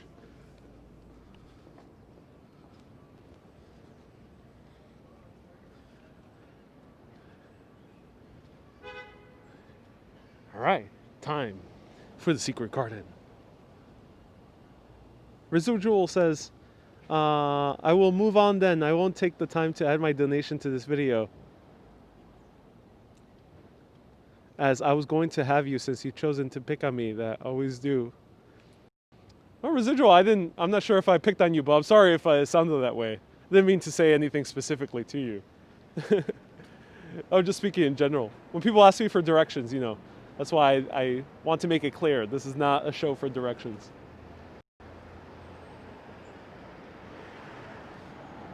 All right, let's go to the secret garden.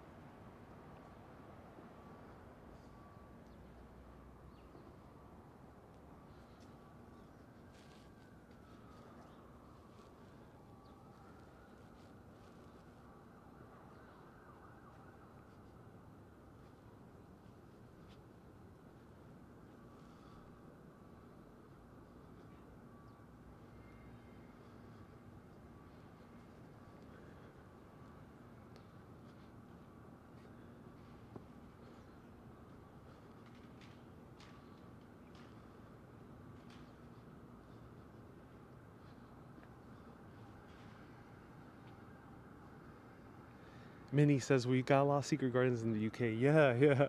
Here in New York City, it's a bit more rare. I know the UK and also Paris has a lot of secret gardens.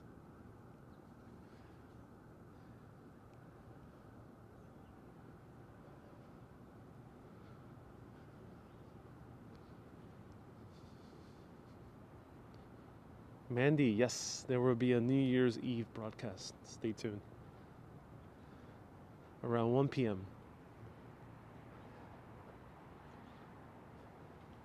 Usually this section is also open.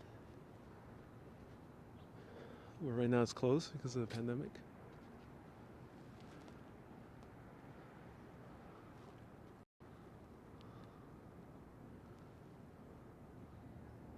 Luciano says good for meditation. Yeah, good for a nice meditation during the middle of the day.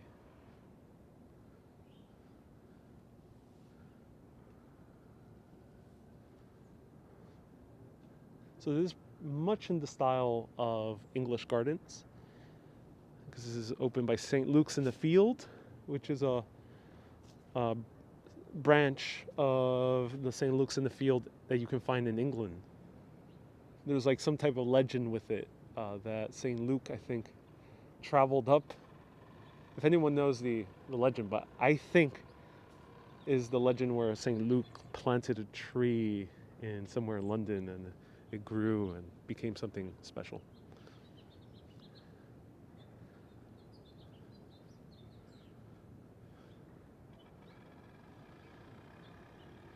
Is this the West Village? Indeed it is. Adam, is there anything interesting in this garden? No, it's just the garden. Enjoying the garden.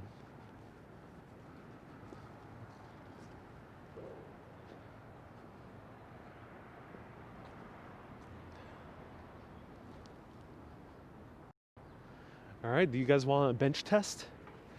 Bench test here at the garden. These benches have poems. Ha! That's cool. A poetic bench. Here, a poetic bench. Virginia Hardman. Let me grow stalwart old like an elm in whose green-leaved crest songbirds nest. Oh, I love that. Everyone who wants a poetic bench review. This is a poetic bench. Let's try it out.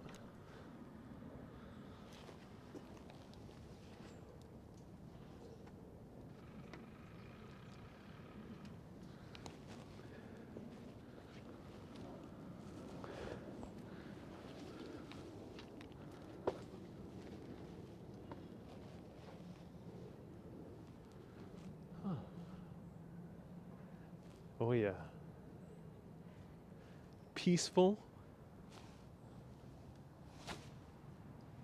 Minimal bird poo, but if I sit on this end, I minimize the chance of bird poo. Quiet. Here, relaxing on my own. And the scenery is just gorgeous. And in the distance, you can see planes flying overhead because Newark Airport is just on the other side of the river. Oh yeah. This is a great bench. Good bench. Some bird poo, but you can minimize your chances. Maybe it adds a little bit to the allure of the bench. And it's peaceful, and it's nice and quiet. I give this poetic bench a 7.8. 7.8 for this poetic bench in St. Luke's in the Field.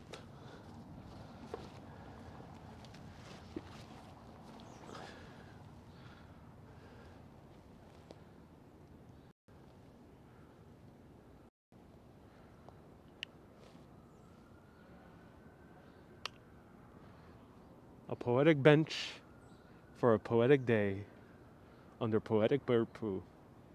7.8.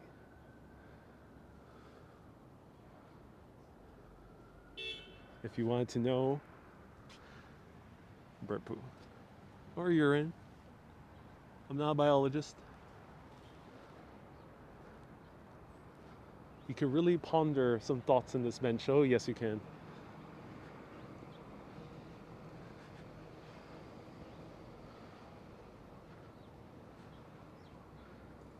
This is not under the auspices of the Department of Parks. No, it's not.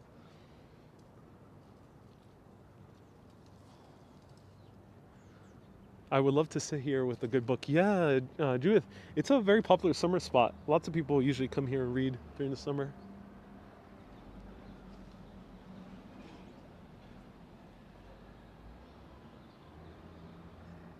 Hey, Stefano and Maria. Maria.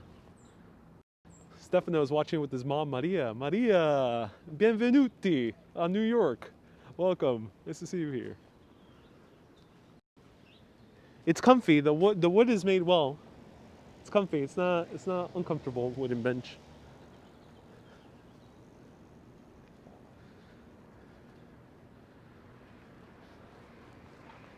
So this is St. Luke's in the Field in the West Village, part of the Episcopal Church. This is also the setting of the Cosby Show as well.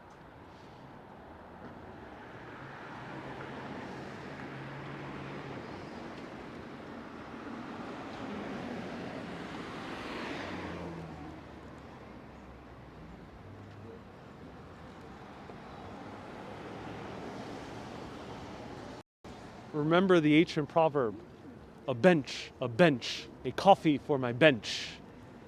Let me know where that's from. Ancient proverb.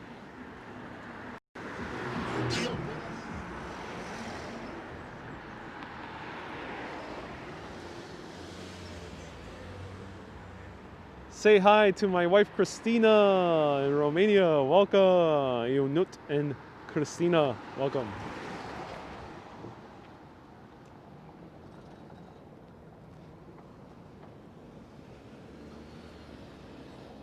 Let's go to the friend's house, shall we? Yeah, I mean, whatever you want. If you want to send it as business, you can do that. If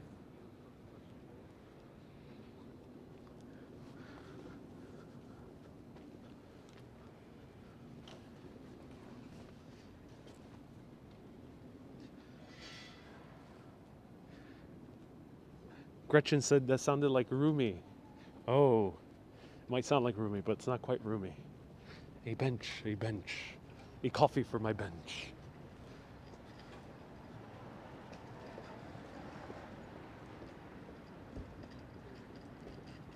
Hey, Queen J-Way, your dad Alf is watching right now. Oh, Alf, welcome, Alf. Nice to see you here. There's a famous show with the same name as you from the 1970s.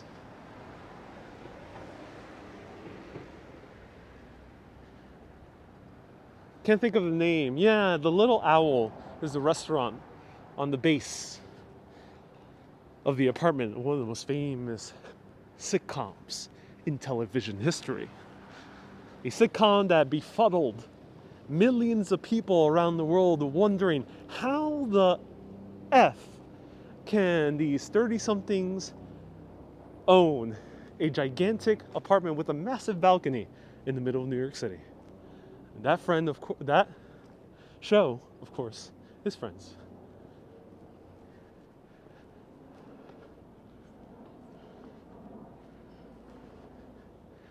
Kay says that's one of Ariel's most important quotes, indeed. John, you get what I was referencing, yeah. Hey, Travis, thank you. Best wishes to you too, Travis.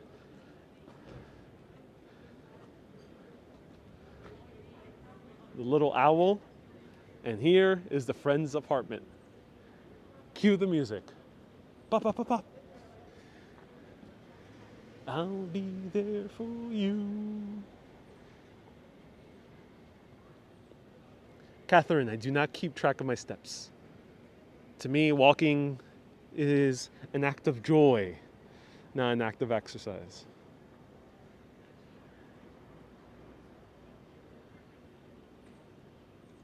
So how did the friends afford this apartment? Well, in the very first few episodes, they actually show the friends coming up to the apartment and panting. They were panting because they were walking up 6 stories. The thing is, with all these pre-war buildings, this was built before the Great War, they don't have elevators. And thus, beyond 4 floors, it starts getting very, very cheap. So usually the 5th and 6th floor are extremely cheap. And that's why they're panting in the very few episodes to kind of show that they were going very high up to the top floor. The second reason was that it was actually inherited by Monica's and Chandler's. They were the brother and sister in the show, right? Monica and Chandler, no, was it Monica and Ross? Monica and Ross's grandmother. Monica and Ross' grandmother died, and they inherited this apartment. They were able to keep it rent controlled.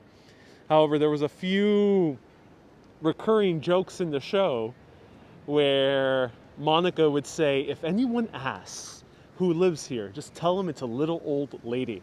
And the reason she said that was because she did not want to get caught that she was still taking advantage of rent control.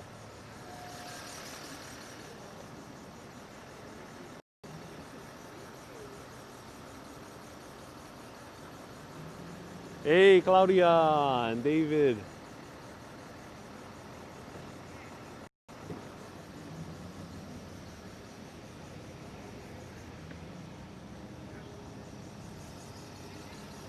Manhattan was originally colonized by the Dutch. That is correct, Gregory. All right, let me show you some graffiti. There's a lot of people here.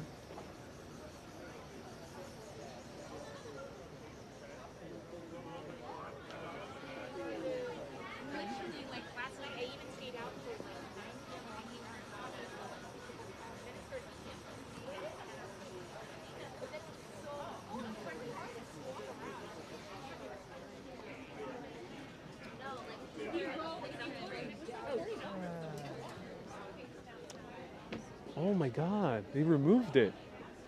So this used to have all the graffiti of people putting Friends quotes. And look at this. Oh my God, why did they do this? That's such a shame. No graffiti. Violators will be prosecuted.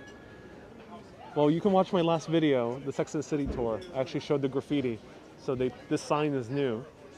And there used to be signs where people would write pivot and smelly cat and other things. And how you doing? Oh, this is a shame.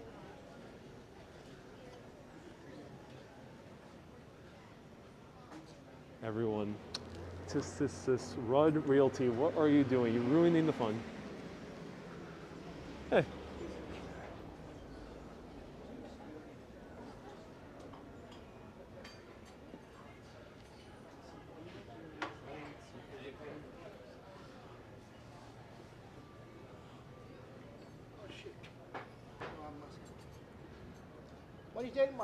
Oh, this is Moustache. They sell a Arab pizza here.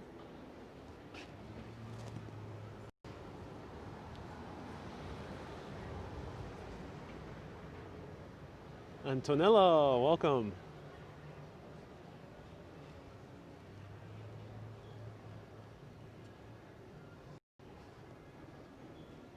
So they sell Arab pizza, which is a pizza, which is really good. I actually really enjoy these guys. They're really awesome. Ground lamb, parsley, and tomatoes on the pizza. Really great.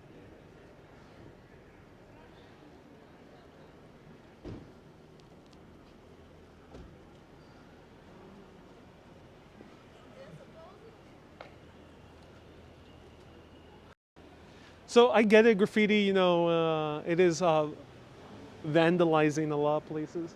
But there was a certain charm to all the graffiti here of the Friends quotes. You can watch my previous video on it. The last one was the Sex and the City tour, towards the end. There was a charm to it, to having seen these quotes right by the Friends building. To me, it didn't seem like it was ugly, especially because, you know, there's a bunch of restaurants here and everything. So, yeah, it's a shame. Not sure why they took it off. Damn Rudd Realty. Is that the husband of Phoebe? Yeah, you could say it's the husband of Phoebe, Paul Rudd, which he played Phoebe's significant other for many episodes. So, all right, everyone, let's continue walking a little bit more. Maybe we'll bump into a coffee place to end this tour. Let me know if you want to seek out one more coffee place or somewhere to grab a tiny bite. Let me know.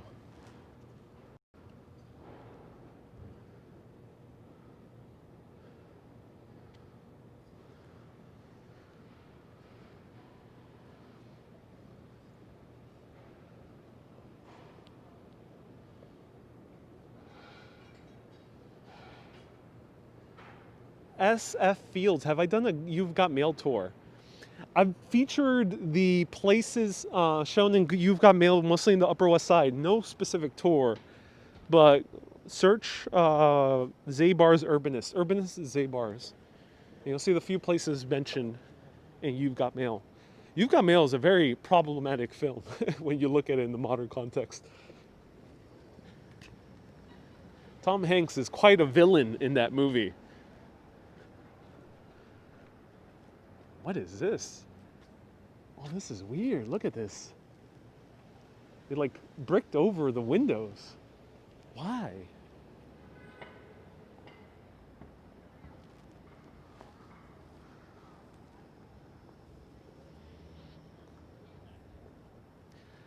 Everyone, this has been the quickest 2 hours for me. I did not realize that 2 hours have already passed by. Almost 2 hours have passed by.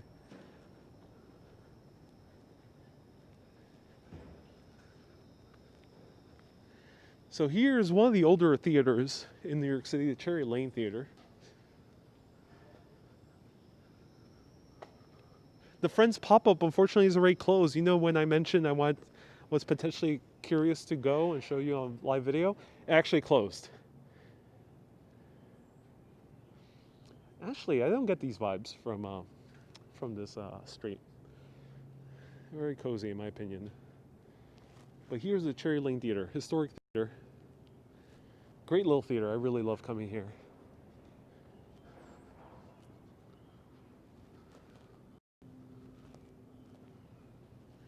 And here's all the musicals and plays that they had starting in 1924. Whoa. 1924 with a show called Saturday Night directed by Richard Fresnel. The first theatrical presentation at Cherry Lane Playhouse. 1924, ladies and gentlemen. Trish, I made your day.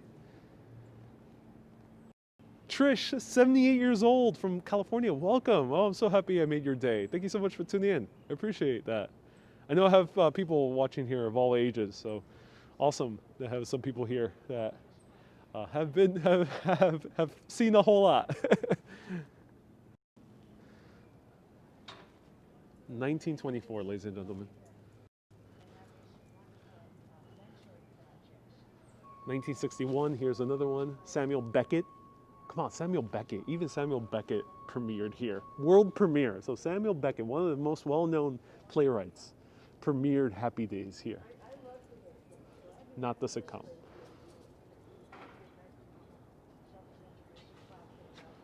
Is open to the public? Yes, yes. This is a public, this is a theater where you can buy tickets and attend. But it's closed because of the pandemic. Let's wait until the people look at the plaque. And I'll show you more of the plaque.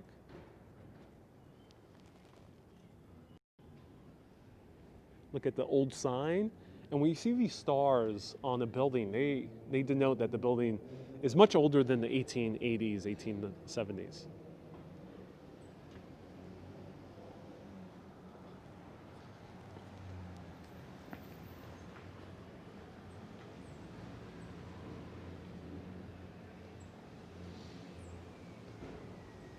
Charming street, yes it is. Indeed it is. Any old English pubs in New York City?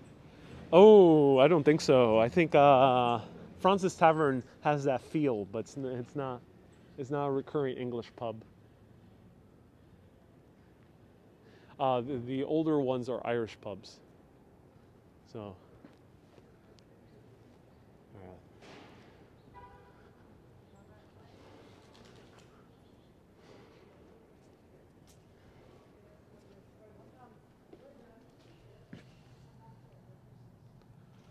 Gretchen, I am near Chumley's, yeah. They have a holiday food drive here.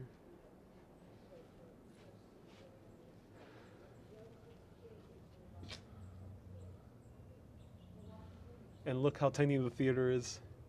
Very tiny, A through O. So how many rows is that?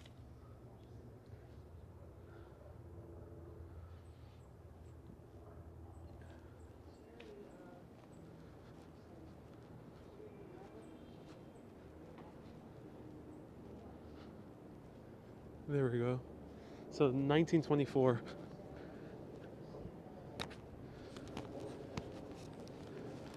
You make it go fast because good things happen fast. Oh, I'm so glad, Patricia. Hey, POV, welcome POV. Hello, Robert Rod, aloha. I noticed a lot of restaurants are using sidewalk and streets. Is this because of the pandemic? And is it temporary or are they allowed permanently? They are allowed permanently. I think if a restaurant has been given rights to use their sidewalk parking lot, they are now can use it permanently as their outdoor dining setup. And that's why many of them are spending a lot of money on outdoor dining and making it very beautiful. Here's a tiny little bake shop. Harris Bakes. Look at that. Harris Bakes. Over 1,000 people watching. Ooh, someone left a super chat. Hey, Ariel, the other Ariel. Thank you so much for leaving a super chat. I appreciate you. Ariel, you might have already met him in my Diker Heights tour. He left a $10 super chat. Thank you so much. Over 1,000 people are tuning in. Welcome everyone to Urbanist. Nice to see you here.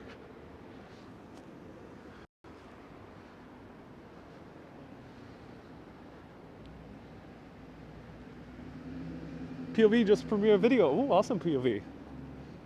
Another fellow walker. Glad to see so many walkers popping up. The more the merrier when it comes to walking videos on YouTube. We end up getting a lot of views because more and more walkers pop up. All right.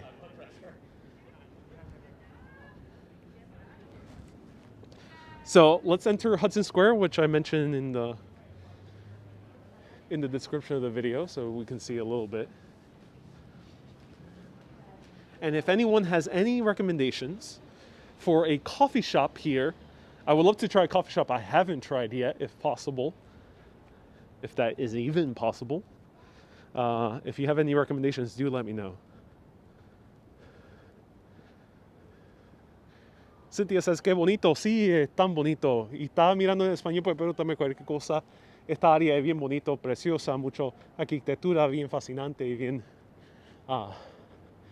bien bonito. So here is what used to be a speakeasy, right here in the corner. I'm not sure if they'll open up again. Hopefully they will. But this speakeasy is through this unmarked door, and it's called Little Branch. Go discover one, says Gabriel. Yes, yes, if I bump into one. Little Branch. Oh, they actually have a title here. Little Branch. This is a speakeasy. And I wish I can go in. I wish I could show it to you. But it's in the basement. There's a hostess right behind the door, usually, when it's normal. There's a hostess behind the door. She asks you if you have reservations. But you can say no. Because usually they allow walk-ins, especially if it's earlier in the evening. I think they open up usually around 7 p.m. They'll lead you to the basement. Now, the interesting thing about the basement is that it's all candlelit. They usually don't use electric lighting, and if they do, it's super dim, so it feels candlelit, super dark. And also there's live jazz. Here I celebrated one birthday party. Absolutely loved it. I've gone many dates here as well. Now be careful with going on a date here. Really. I'm giving you a serious warning. Because it's so dark, it's so candlelit, that you might not be able to see your date. That's what happened to me one date I went on here. They just had so little candles lit up that I was like, where are you? So it's a very, very interesting mood lighting inside there. Little Branch, whenever it opens up again.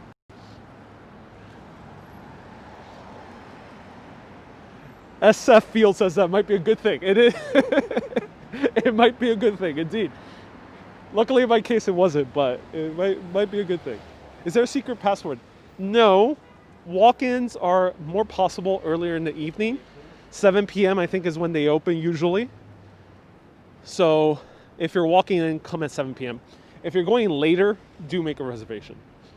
Or if you're going very late night, you might be able to walk in as well.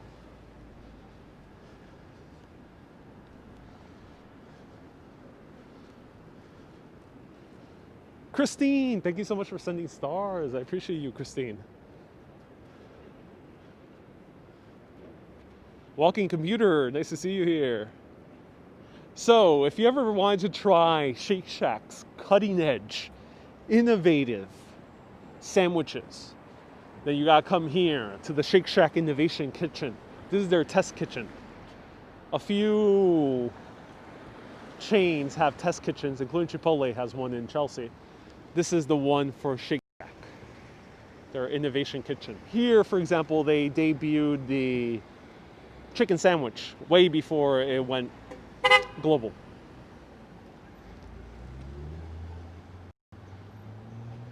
It looks like a fire hazard. Maybe, but it is made out of brick, so I don't think it's that bad.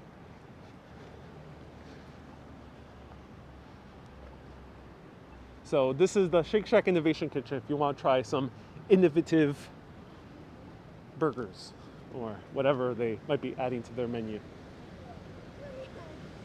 I'm not sure if they're innovating right now. No, they're not. Hey, how's it going?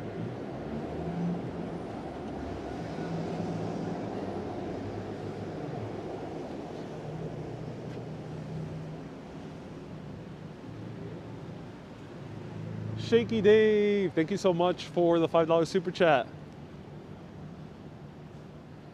Alan says, Aria, since rents are so cheap now, are you considering to move to Manhattan? Me, no, not at the very moment. My priority is to visit England, visit the British Isles in 2021. So I'm saving up for that.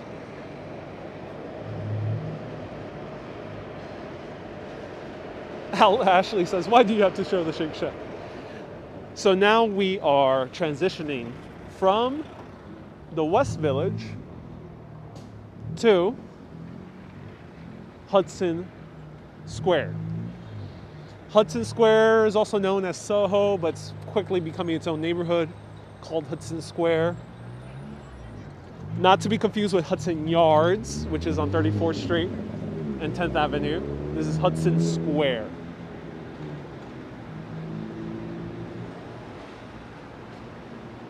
Hey, Kenya. No, Kenya.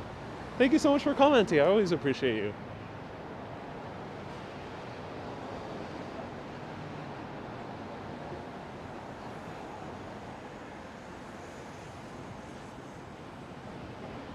Linda, I'm not a real estate channel, so I don't really know the prices of things over here.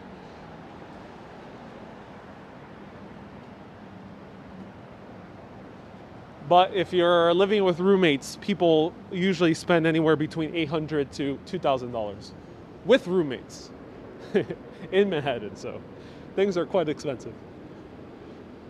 Studios and one bedrooms are more expensive than living with roommates. Ah.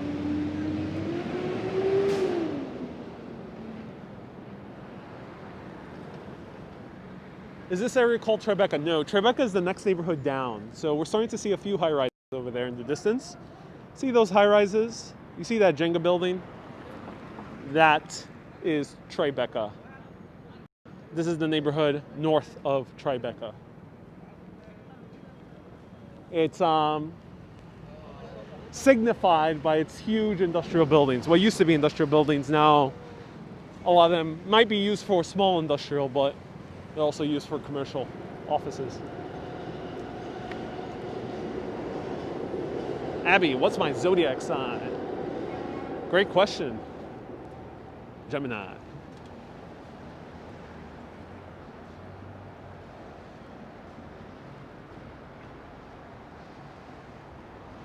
Here's the Courtyard Marriott.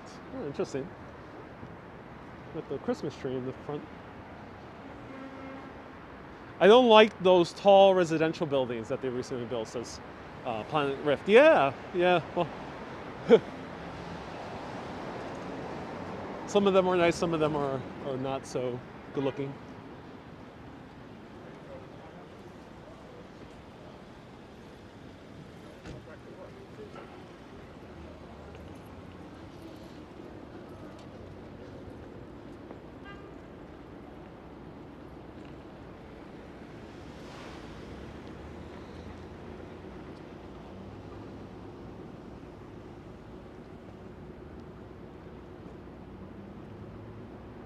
Marnie, am I near the studio of Live with Kelly Ryan? No, quite the opposite. That's much farther away. So this is Hudson Square, but look in the distance. We can see Hudson Yards. right there in the distance.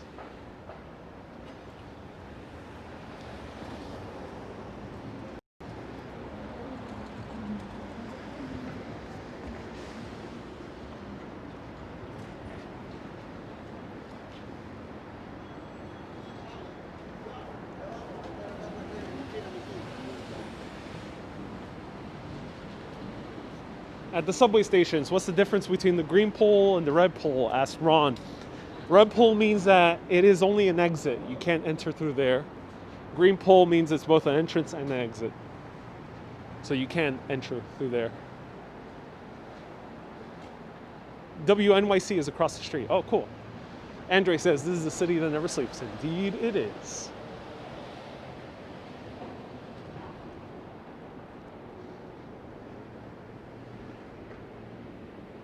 $1K watching right now. Oh, yes, indeed. Thank you, everyone, so much for tuning in to Urbanist, Exploring Cities.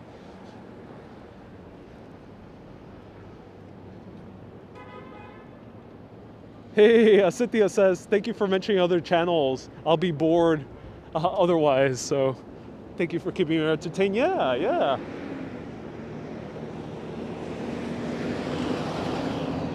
Sometimes I find it a bit fascinating that people want to watch multiple live streamers per day, because I go pretty long during my live streams recently, and a few other of my colleagues do as well. So I'm glad people love tuning in to multiple people. Otherwise, the reason I'm going long, if you're used to watching me on Facebook and wondering, why am I going super long again, when I used to do live streams that were only about an hour? The reason is, YouTube is very kind to very long live videos. And other than providing you with more entertainment for the people who do like joining in for a long video, it's also good for me to grow as a channel. And the more I grow as a channel, the more I can keep making these videos and continue to grow them in interesting ways, using interesting gear and going to interesting places. So that's why I'm doing longer videos. Oh, look at this restaurant.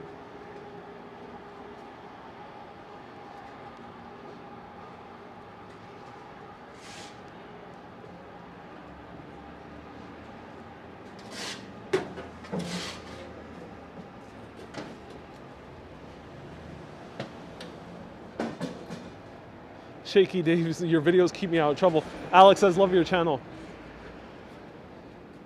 Shield says, mods, good afternoon. Yeah, thank you so much for tuning in. All right, let's go through here. So Hudson, that's basically Hudson Square. There's not that much to see in Hudson Square. There used to be a great coffee shop inside a car dealership, but it closed down, unfortunately. Hey, Newfie from Canada, new to your channel. Everyone say hello to Newfie on YouTube. Thank you so much for tuning in.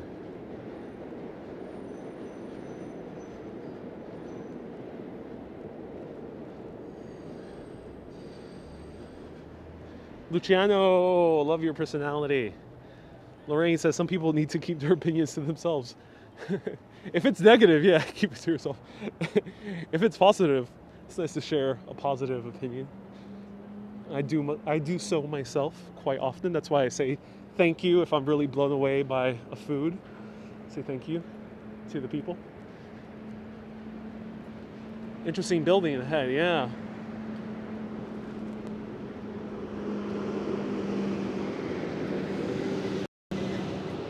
Sanskrit, am I a full-time live streamer? Indeed I am. I make YouTube videos and Facebook videos full-time. And I'm also a freelance filmmaker. And I'm often hired to do videos that are very similar to the ones I'm doing right now.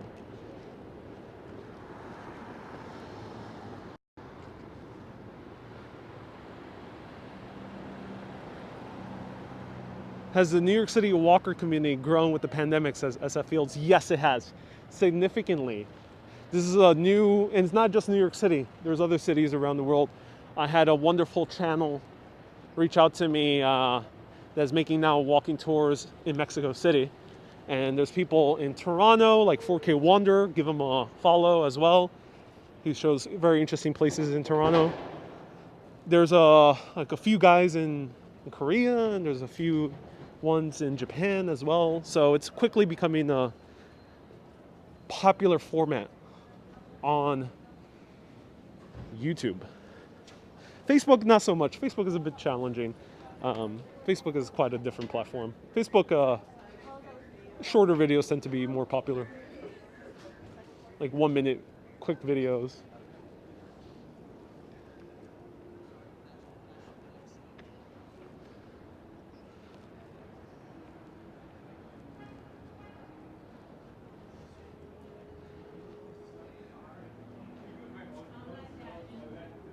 Can you go to Trinity Church, please? Says Dylan. Not inside. Inside, it is closed. Amazing. Ask what channel, what camera do I use?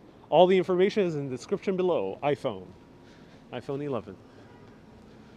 Hey, Carlena. Everyone give Carlena a big welcome. Watching first time from Ireland. Welcome. Can't wait to go to Ireland.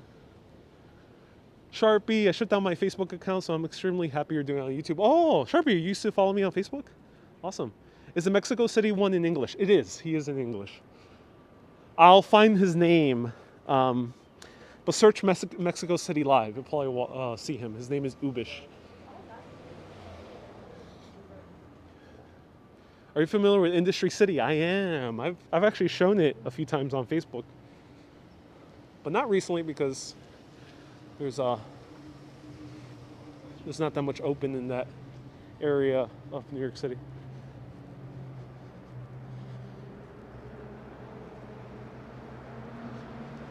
Was the Limelight in Trinity Church? No, the Limelight was located in a church called St. Michael's, if I recall correctly, in Ladies Mile, which is also known as the Flatiron District.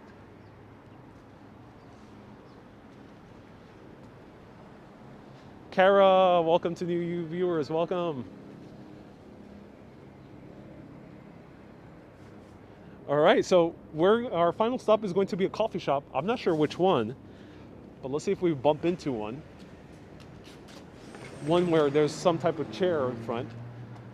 I was about to go to About Coffee, which we just passed, but no chairs in front of About Coffee. They took them away.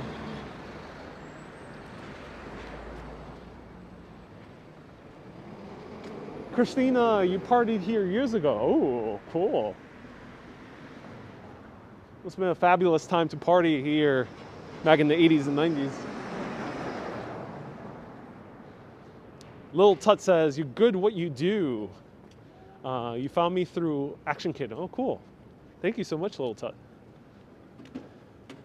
Rasul Lebek, thank you so much for watching for Uzbekistan. I understand your enthusiasm, but please don't repeat the same comment.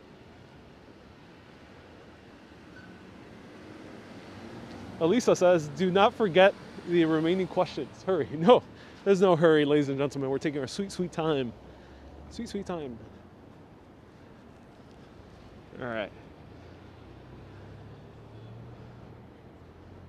Rosie says, thank you so much for sharing your knowledge. My pleasure, Rosie. Thank you so much for watching.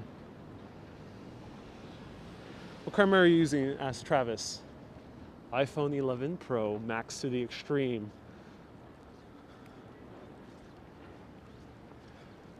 I've never seen a gas station in New York walks. It's because there barely are any in New York City. Barely any gas stations in New York City. But here's a nice mural. At your liberty, wearing a sombrero, the Mexican style hats with a dove. Hey, DN girl, this special ed teacher thanks you. I try to catch you when I can. Great for using lessons for New York City. Hey, DN Girl's a special ed teacher.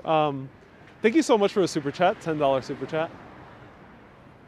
my family, for many years, for their career, was involved in special education. So I know how much work it takes to work in that field. So I really do appreciate you, and I'm glad that these videos help. That's so awesome. I'm not sure if I understood you correctly, but are you showing them also to your students? That's really cool if that's the case. I know a few people show my videos to students. That's awesome. So thank you for your work, the End Girl. People like that, educators like the End Girl, whoever they're educating, are also wonderful essential workers. So big round of hearts for you. Nikki says $100 for me. Where did you send them, Nikki? Thank you so much.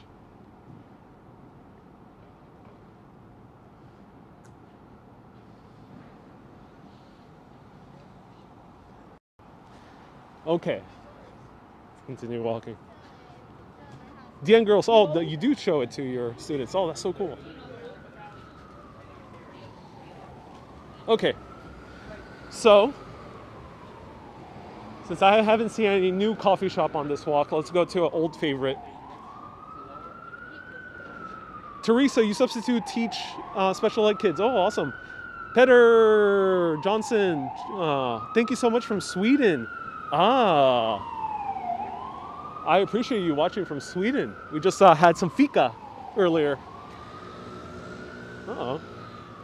People turn. They don't wait for people to cross. New York drivers are aggressive.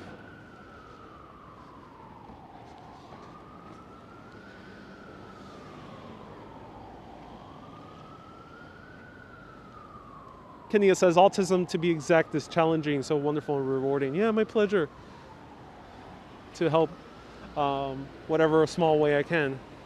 Adam, do I prefer coffee over hard cider? Hard cider is a cocktail, so I drink them for different times of day. I do like hard cider, but I do like my coffee. I like both of them. But I drink coffee more regularly. Oh, nice little bar over here. That's cool. Nice. All right, let's go to our old favorite coffee bar. My wife, Haley, is an elementary special education teacher. Oh, wow, we have a lot of teachers watching, or people related to teachers. Can you go to Times Square? Tune in tomorrow around 1 p.m. for Times Square. Same type of drivers in Chicago, yeah. Am I in the Village? Not anymore. We already got to Soho. Ooh, new coffee bar. So there is an old favorite of mine, Everyman Espresso, but I wanted a new coffee shop, and there's a new coffee bar here, Brooklyn Diamond. Who wants to try a new coffee bar? Let me know for our very last stop on this tour. Stay tuned, I'll be back tomorrow at 1 p.m. But if you want to join me for a quick coffee, let me know in the comments. Press that like button on Facebook and YouTube. If you're on Facebook, sharing this video also helps to any Facebook groups about New York City. All right, let's go inside. I'll be quiet.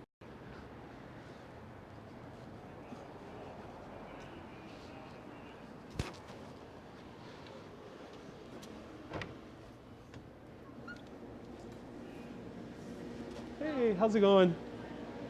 I'll have a espresso, please. Thank you.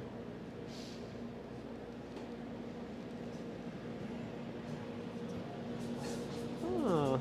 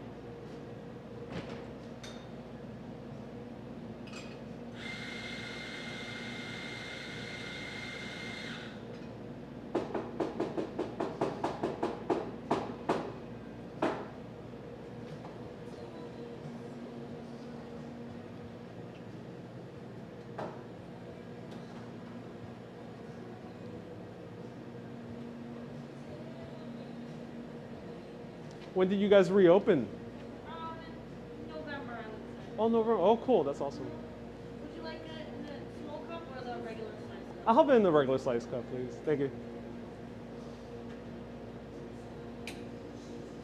Actually, I'll have as an Americano.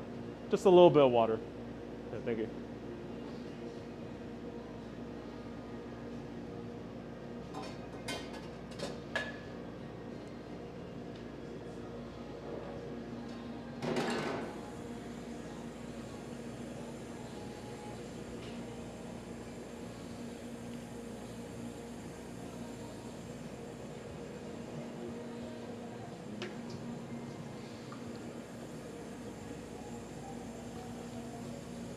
Thank you.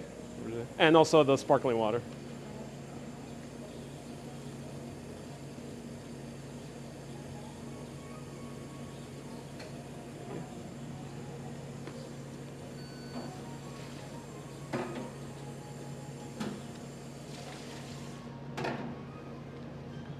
So much. Thank you. Have a great day.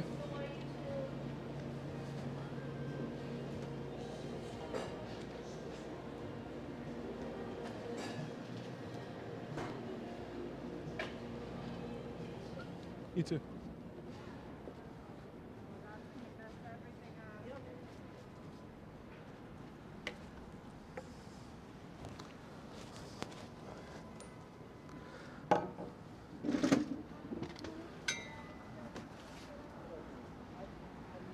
All right.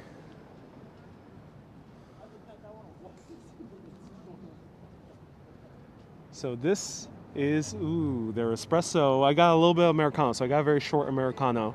And there's that awesome amount of crema. Adam asked, they bring oven mitts. There we go. Make sure it's sealed correctly. Sometimes these coffee cups, if you're not used to these coffee cups, make sure they're sealed correctly. I learned the hard way. And here's Saratoga sparkling water. So this is sparkling water from New York. New York sparkling water since 1872. So I'm excited. The walking portion of this tour has ended, but let's enjoy some coffee. Thank you so much for the Fika. Who was this? Petter, send another 50 Swedish krona for the Fika. Thank you so much. We're having a second Fika here in Brooklyn Diamond Coffee in Soho. So highly recommend coming here in this area of Soho. There's a lot of great places. I usually go Everyman Espresso just a block down. But I'm excited to try this coffee shop. These guys were actually open before. So I have tried them before, but it was almost like 2 years ago and they closed down and they opened up again in November. So I'm excited to try it out. So here is sparkling water. I love sparkling water. I haven't tried Saratoga on camera yet. I've usually tried these guys on my own. So I can't wait to show you some Saratoga. And Patricia, welcome. And Saratoga is Sarah Funk's hometown. Oh, really? Is it? That's awesome. So feel free to ask me any questions as we're enjoying this. Eugen, do you feel New York City is changing for the better or the worse? Great question. I would say it's changing as with any other city around the world. There's such a fascinating focus on New York, which kind of puzzles me. I'm not sure why people think New York is exceptional in what it's going through with the pandemic.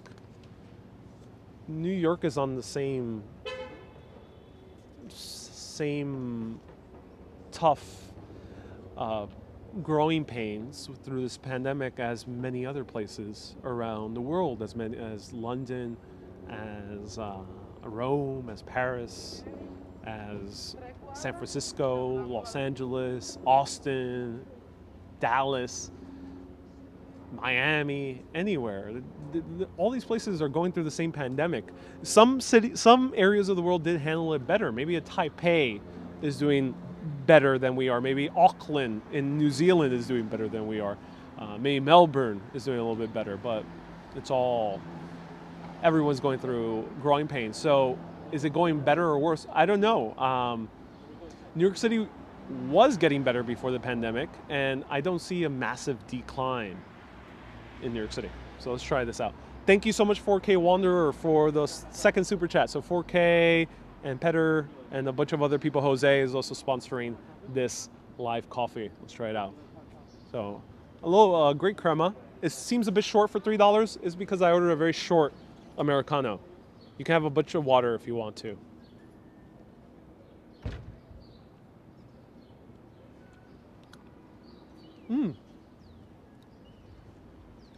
It's interesting. It's very light espresso. Not in my top, but it is good, but not in my top. It's a bit light.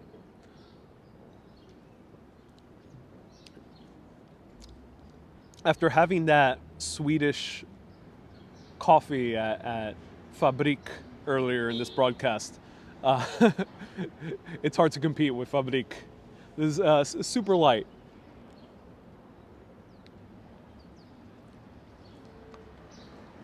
Maybe their drip coffee, if you're into light coffee. If you like your coffee lighter, if you like your coffee softer, try Brooklyn Diamond. It's good coffee by all means, but it's very, very light. And what are you doing for the remainder of the day? So Alan, great question. What I do in the remainder of the day is a combination of relaxation. I might meditate. I usually watch YouTube. A lot of the time I watch random things that I want to learn about. And the reason I end up, a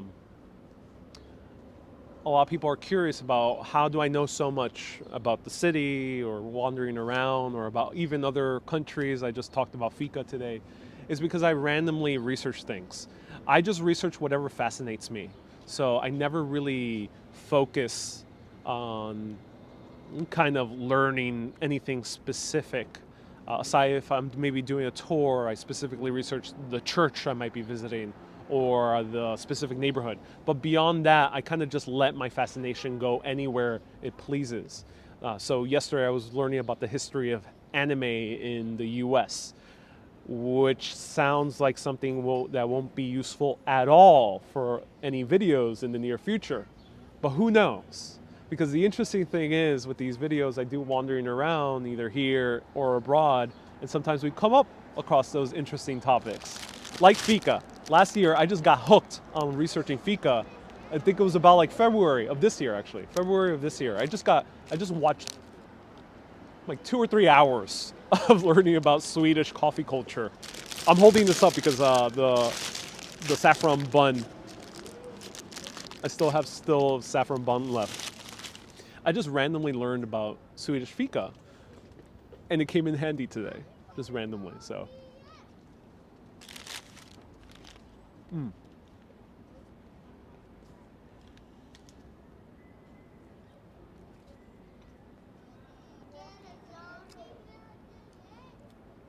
wow, that saffron bun is absolutely mind-blowing. Absolutely mind-blowing. Marianne, I'm one of your favorite tour guides. Oh, I'm so glad. What state is the best one to live in the U.S.? I don't have too much experience. I just have experience in New York. I love New York. Wow, you drunk that like a boss. I know it's hot. It's not super hot. It looks like it's steaming. It's because it's very cold out. It wasn't served super warm. And I'm glad you two recommended your channel as Patri. Oh, I'm glad, Patri. That's so awesome. And where's Saratoga from? Saratoga's from upstate New York. Let's try a little bit.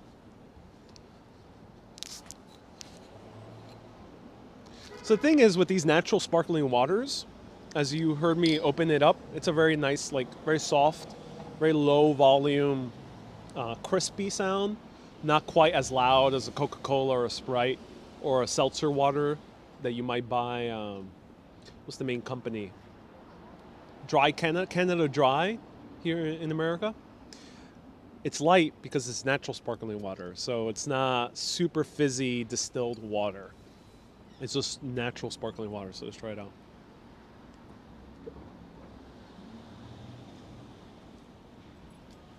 Ooh. Whoa. So I opened this up and you barely hear a fizz sound, but this has a lot of bubbles. You don't even see the bubbles, but once you start drinking into it, oh wow, it bubbles up in your mouth. Is it carbonated? Yes, it is carbonated. There's natural carbonated water. That's what blew my mind many years ago when I started getting hooked on sparkling water. There's seltzer. So this is the two different. Seltzer, which was popularized here in New York City. Seltzer was innovated, I think, in Hungary or one of those, I think it was Hungary, but it was popularized here in New York City. Seltzer is distilled water that is added carbonation afterwards. That's seltzer. So it's not even natural spring water, and it's definitely not natural sparkling water. Then there is sparkling water. And there's two types of sparkling waters. There's sparkling water that is naturally taken from the source that is sparkling in of itself. That is a bit more rare. So if you get a nice glass of San Pellegrino or a nice glass of Piers, especially if you're in the home country of those places, Italy or France, then you'll try it straight from the natural spring that comes sparkling from the spring. Then you have the sparkling water where it is mineral water, so there's actual minerals in here, but it's mineral water with carbonation added. And usually the carbonation is also gotten from the same area. So in this case, the carbonation probably is also retrieved from Saratoga. I'm guessing here, so do your own research. But if it is, it's a combination. So this one is mineral water added with carbonation. So there we go. And greet me, please. Oh, welcome, Kato. Nice to see you here. It sounds like good water. So yeah, very, very good sparkling water. That was confusing, says OK Boomer. Well, as many things in life.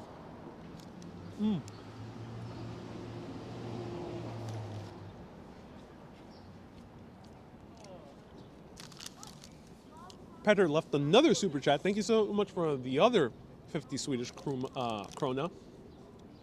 Swedish Fika is great. What do you think? I absolutely love Swedish Fika. Absolutely love with this bun. And the Swedish coffee I had the other time was absolutely amazing. So absolutely loved it. And I can't wait to actually go to Sweden and experience real Fika with a Swede.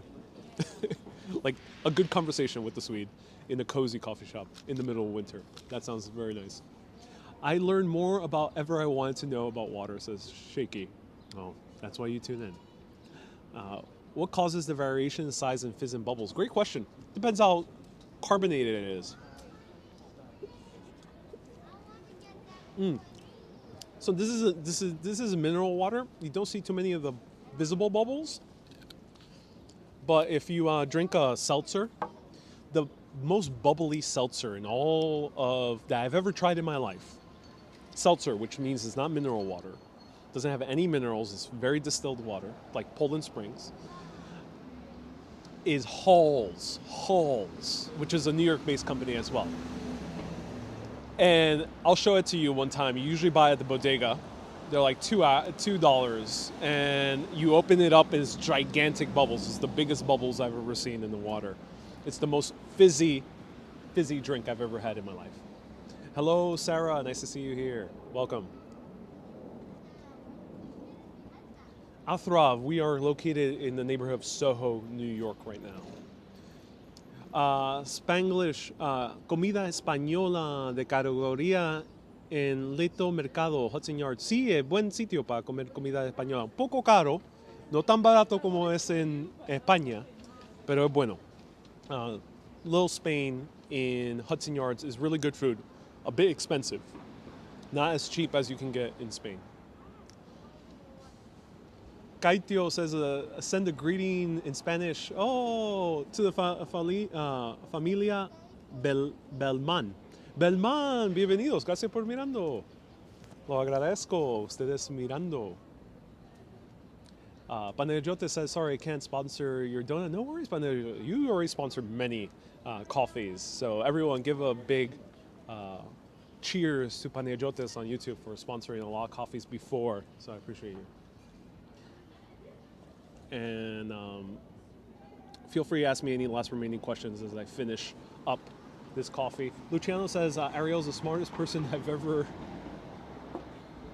I've ever seen. He understands about water. Well, I just got really hooked on sparkling water. That was another random thing I researched about a year ago, was the history of sparkling water. I just got hooked on it. I remember Panayota sending super chats as Eugen. Yes, indeed. What do you think about Hilaria Baldwin? Ooh, I won't get into that. But everyone has their accents, and you grew up where you grew up. I think everyone just has to calm down a little bit and just let people express themselves the way they want to express themselves. Hola from Brazil, says Amanda, and good evening from India. And Athrav, where are you from? Here, New York City. I'm a New Yorican. Friends, knowledge is available to all of us if you're willing to reach for it, says 4K Wonder. Indeed, indeed. Always do your own research. Always do your own research, everyone. Is there a sparkling water tour? Not here in the US. There's one seltzer company, Brooklyn Seltzer Company. It's the oldest continuously running seltzer company in all of New York. They did an amazing pair of videos for two different media companies. I think one of them might have been Vice or BuzzFeed. It's really fascinating. These old school Brooklyn guys, Jewish Americans, still running a seltzer company. And they still have these old seltzer bottles, glass seltzer bottles that are decades old. I reached out to them, but they never reached back. I'll try again. I would really love to take an inside tour of a seltzer company. But potentially when I go to Budapest or northern Italy or southern France, I hope to show you a sparkling water company tour or seltzer tour. Hey, Laureen sent a PayPal. Thank you so much, Laureen. I appreciate you. Your generosity is always amazing. Thank you so much. All right. A few more sips. If you want to ask me any last remaining questions, feel free to do so. Are we going up or are we going down? New Yorkers Unite, says Rafael. Palante. Palante is something a lot of Puerto Ricans say. Yes, palante. Palante means forward. A lot of Puerto Ricans say that. Hello from Poland, Lucas. You are very, very red. Well, it happens. I'm a very red person. Sarah, this is not a medical channel. Shaky, are you a Gemini? Indeed I am. Dejan, hello, nice to see you here. Eugene, there's some sparkling water companies in Romania. Romania as well, thank you for letting me know. I know it's a big thing in Central Europe. What part of New York are you in? Oh, I won't let you know, but I live in New York City. What are your plans for New Year's Eve? Quiet New Year's Eve. Writing at home. And are you Italian American? No, New Yorican. Puerto Rican American. Well, Puerto Ricans, depends on your point of view, but Puerto Rico is a part of America. So, yeah, Puerto Rican. Shaky, be careful with that word. I won't repeat that word. That is quite a unique history to it. Geminis are so smart. We're just good communicators.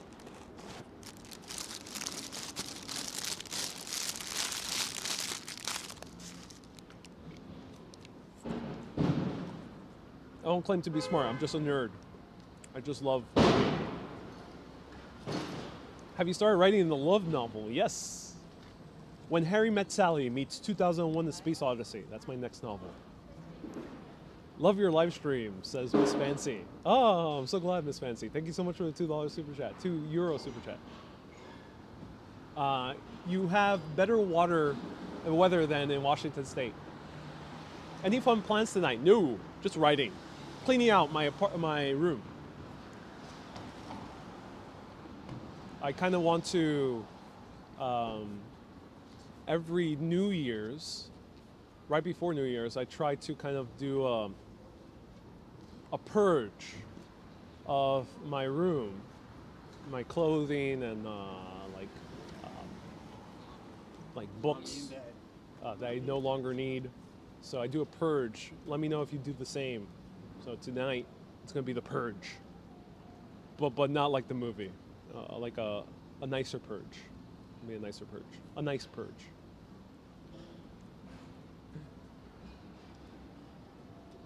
Ah, that was so good. Good. You know, I needed this type of light coffee. Sometimes not all coffees need to be strong. I'm actually grateful that this is light. Otherwise, since I didn't have any food, too much food with this coffee, I would be very gassy. Gregory says a minimalist purge, indeed. And yes, Annie, you do a clear out for the New Year's. That's awesome. Am I writing a new novel? Indeed I am. M8R. Do you prefer hardback or paperback books? I like reading paperback because they're easier to carry. Hardback, there's something special about them. So there are very few books that I bought in hardback. I'm actually reading a hardback book right now, and they're really, there's something special about reading from a hardback. Do I speak Spanish? Indeed I do. Sí, yo hablo español, completamente fluente en español.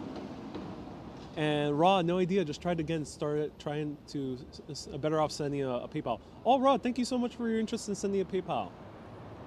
And don't forget 12 grapes tomorrow. Ooh, oh, I heard that ritual. Where is that from? The 12 grapes ritual. Let me know. And do you have any thoughts you would like to let go for 2020? Great question.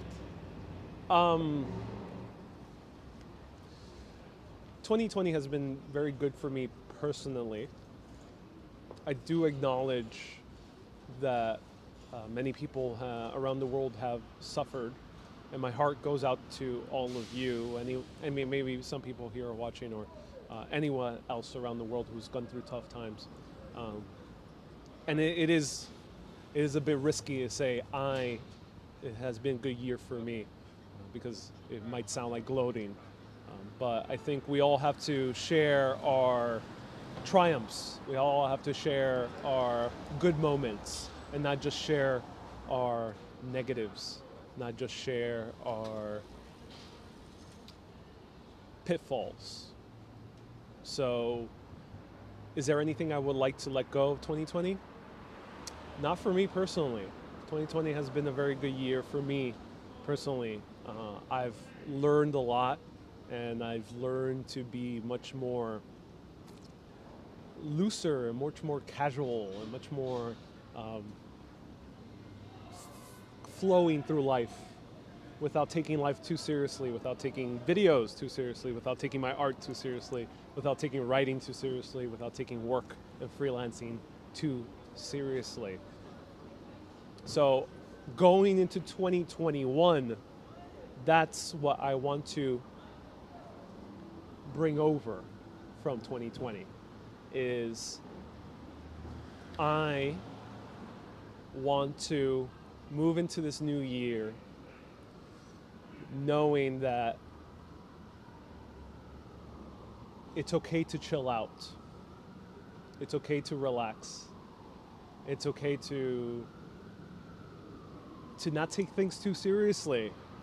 A lot of people are indeed going through hardships, and my heart goes out to you if you are in a moment in your life where things are very serious and they feel very serious and they have to be addressed seriously. We all go through those moments in life, but when you do have the opportunity to not be serious, take full advantage of it. From my personal experience, from my point of view, from what I've shown in these videos, if you have the opportunity to not be serious, take full advantage of that. Because I think that is one of the most beautiful ways to experience life. And actually, if I would leave you with one movie recommendation that shows exactly what I'm talking about, watch the movie Soul by Pixar on Disney Plus, if you have the ability to do so. And for many people, you'll be able to get free trial, so technically you can see it for free. Sign up for a free trial, you'll find one. Soul by Pixar perfectly shows in movie form what I'm talking about. There are things in life that life is not about some great purpose, about some big thing we have to do, some big way we have to live. Sometimes life is about living. A simple coffee chat like this, someone earlier asked, isn't it awkward with people passing by? There was a huge crowd here 10 minutes ago. People were, 5 people were staring at me. But that's fun.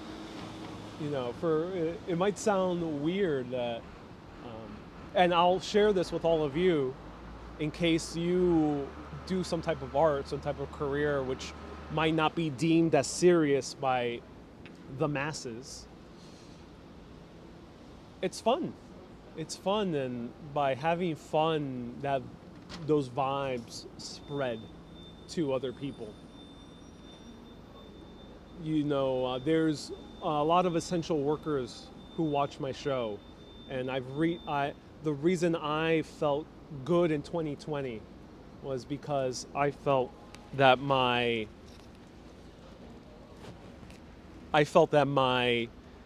work was well received. And it's not to toot my own horn. And thank you for the super chats. Petter says, is bad with COVID now? Sorry, yeah. I hope things get better. And someone else left a $1.99 super chat. Thank you, Alexander, for a $1.99 super chat. And Donald, I think, left a PayPal. Thank you so much, Donald.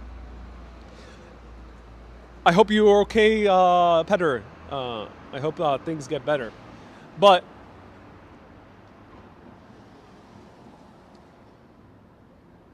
for me, and hopefully this will apply to anyone who watches, because I have a lot of colleagues as well who do walking videos, for example, that watch my show. I have YouTubers that watch my show as well. More and more have been asking for advice and things like that. So the advice I would leave you with, if you are someone who makes this type of content, who works in entertainment, because entertainment is going through tough times. YouTube, luckily, is going through good times if you're able to make content on your own. But if you're not, if you have to work in teams, it's a bit hard. If you have to work in front of a live audience, it's a bit hard. But I would say that entertainment is valuable to people. Entertainment does offer something good to people. And I've had a lot of messages this year coming from essential workers, nurses, doctors, teachers. Like we had a few messages here today. People who work with the elderly and take care of them. I've received messages specifically from those people saying, your show has been a lifesaver. Coming home from work stressed out or overworked, trying to take care of people during this pandemic. They have enjoyed my show because either has been a good distraction, says Miss A. Indeed. Thank you, Sharpie, for the $10 super chat. Or they have learned something from it, or they got a good laugh, or they got a good insight, or they just seen another escape to another world, or they've been inspired to explore New York City at some point. And that's really mind-blowing, to have someone who's saving lives, literally saving lives with their hands, with their bare hands, they're saving lives. and they're watching my show because they feel good, wow. Wow. You know, I'm not curing cancer. I'm not saving lives with my bare hands, but not all careers and not all things that we do in our lives has a direct relationship to improving someone's well-being, but sometimes those indirect relationships to improving someone's well-being is as important as the person who is out there saving lives with their bare hands or protecting the streets or making policies to help the masses.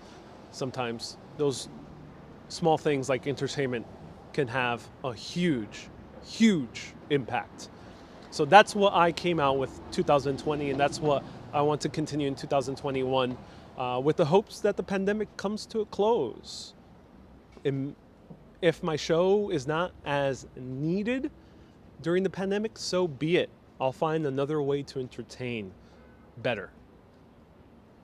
There'll be another way to entertain.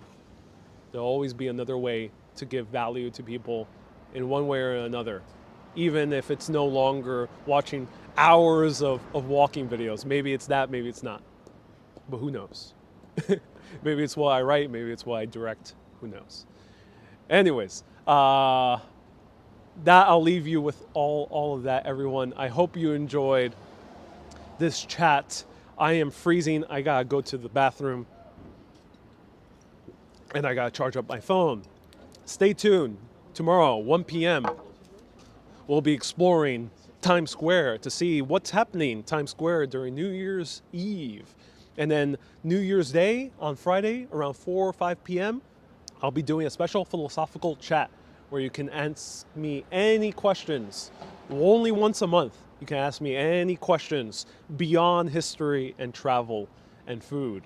So thank you everyone so much for watching. If I missed any super chats, thank you everyone who's left a super chat. Let me see, I think I definitely want to say hello to one super chatter and any stars. If anyone left a star, thank you so much for leaving a star. I can't scroll back. Well, thank you so much for the super chats and for the PayPals and for the Facebook stars and for the Facebook support and for the patrons. Bonus video coming for patrons and supporters soon. And YouTube memberships are coming soon as well, where you can directly support the show if you want to directly on YouTube and get access to interesting emojis. Everyone, keep being awesome and always keep on exploring. Have a great day, everyone. Thank you so much for watching.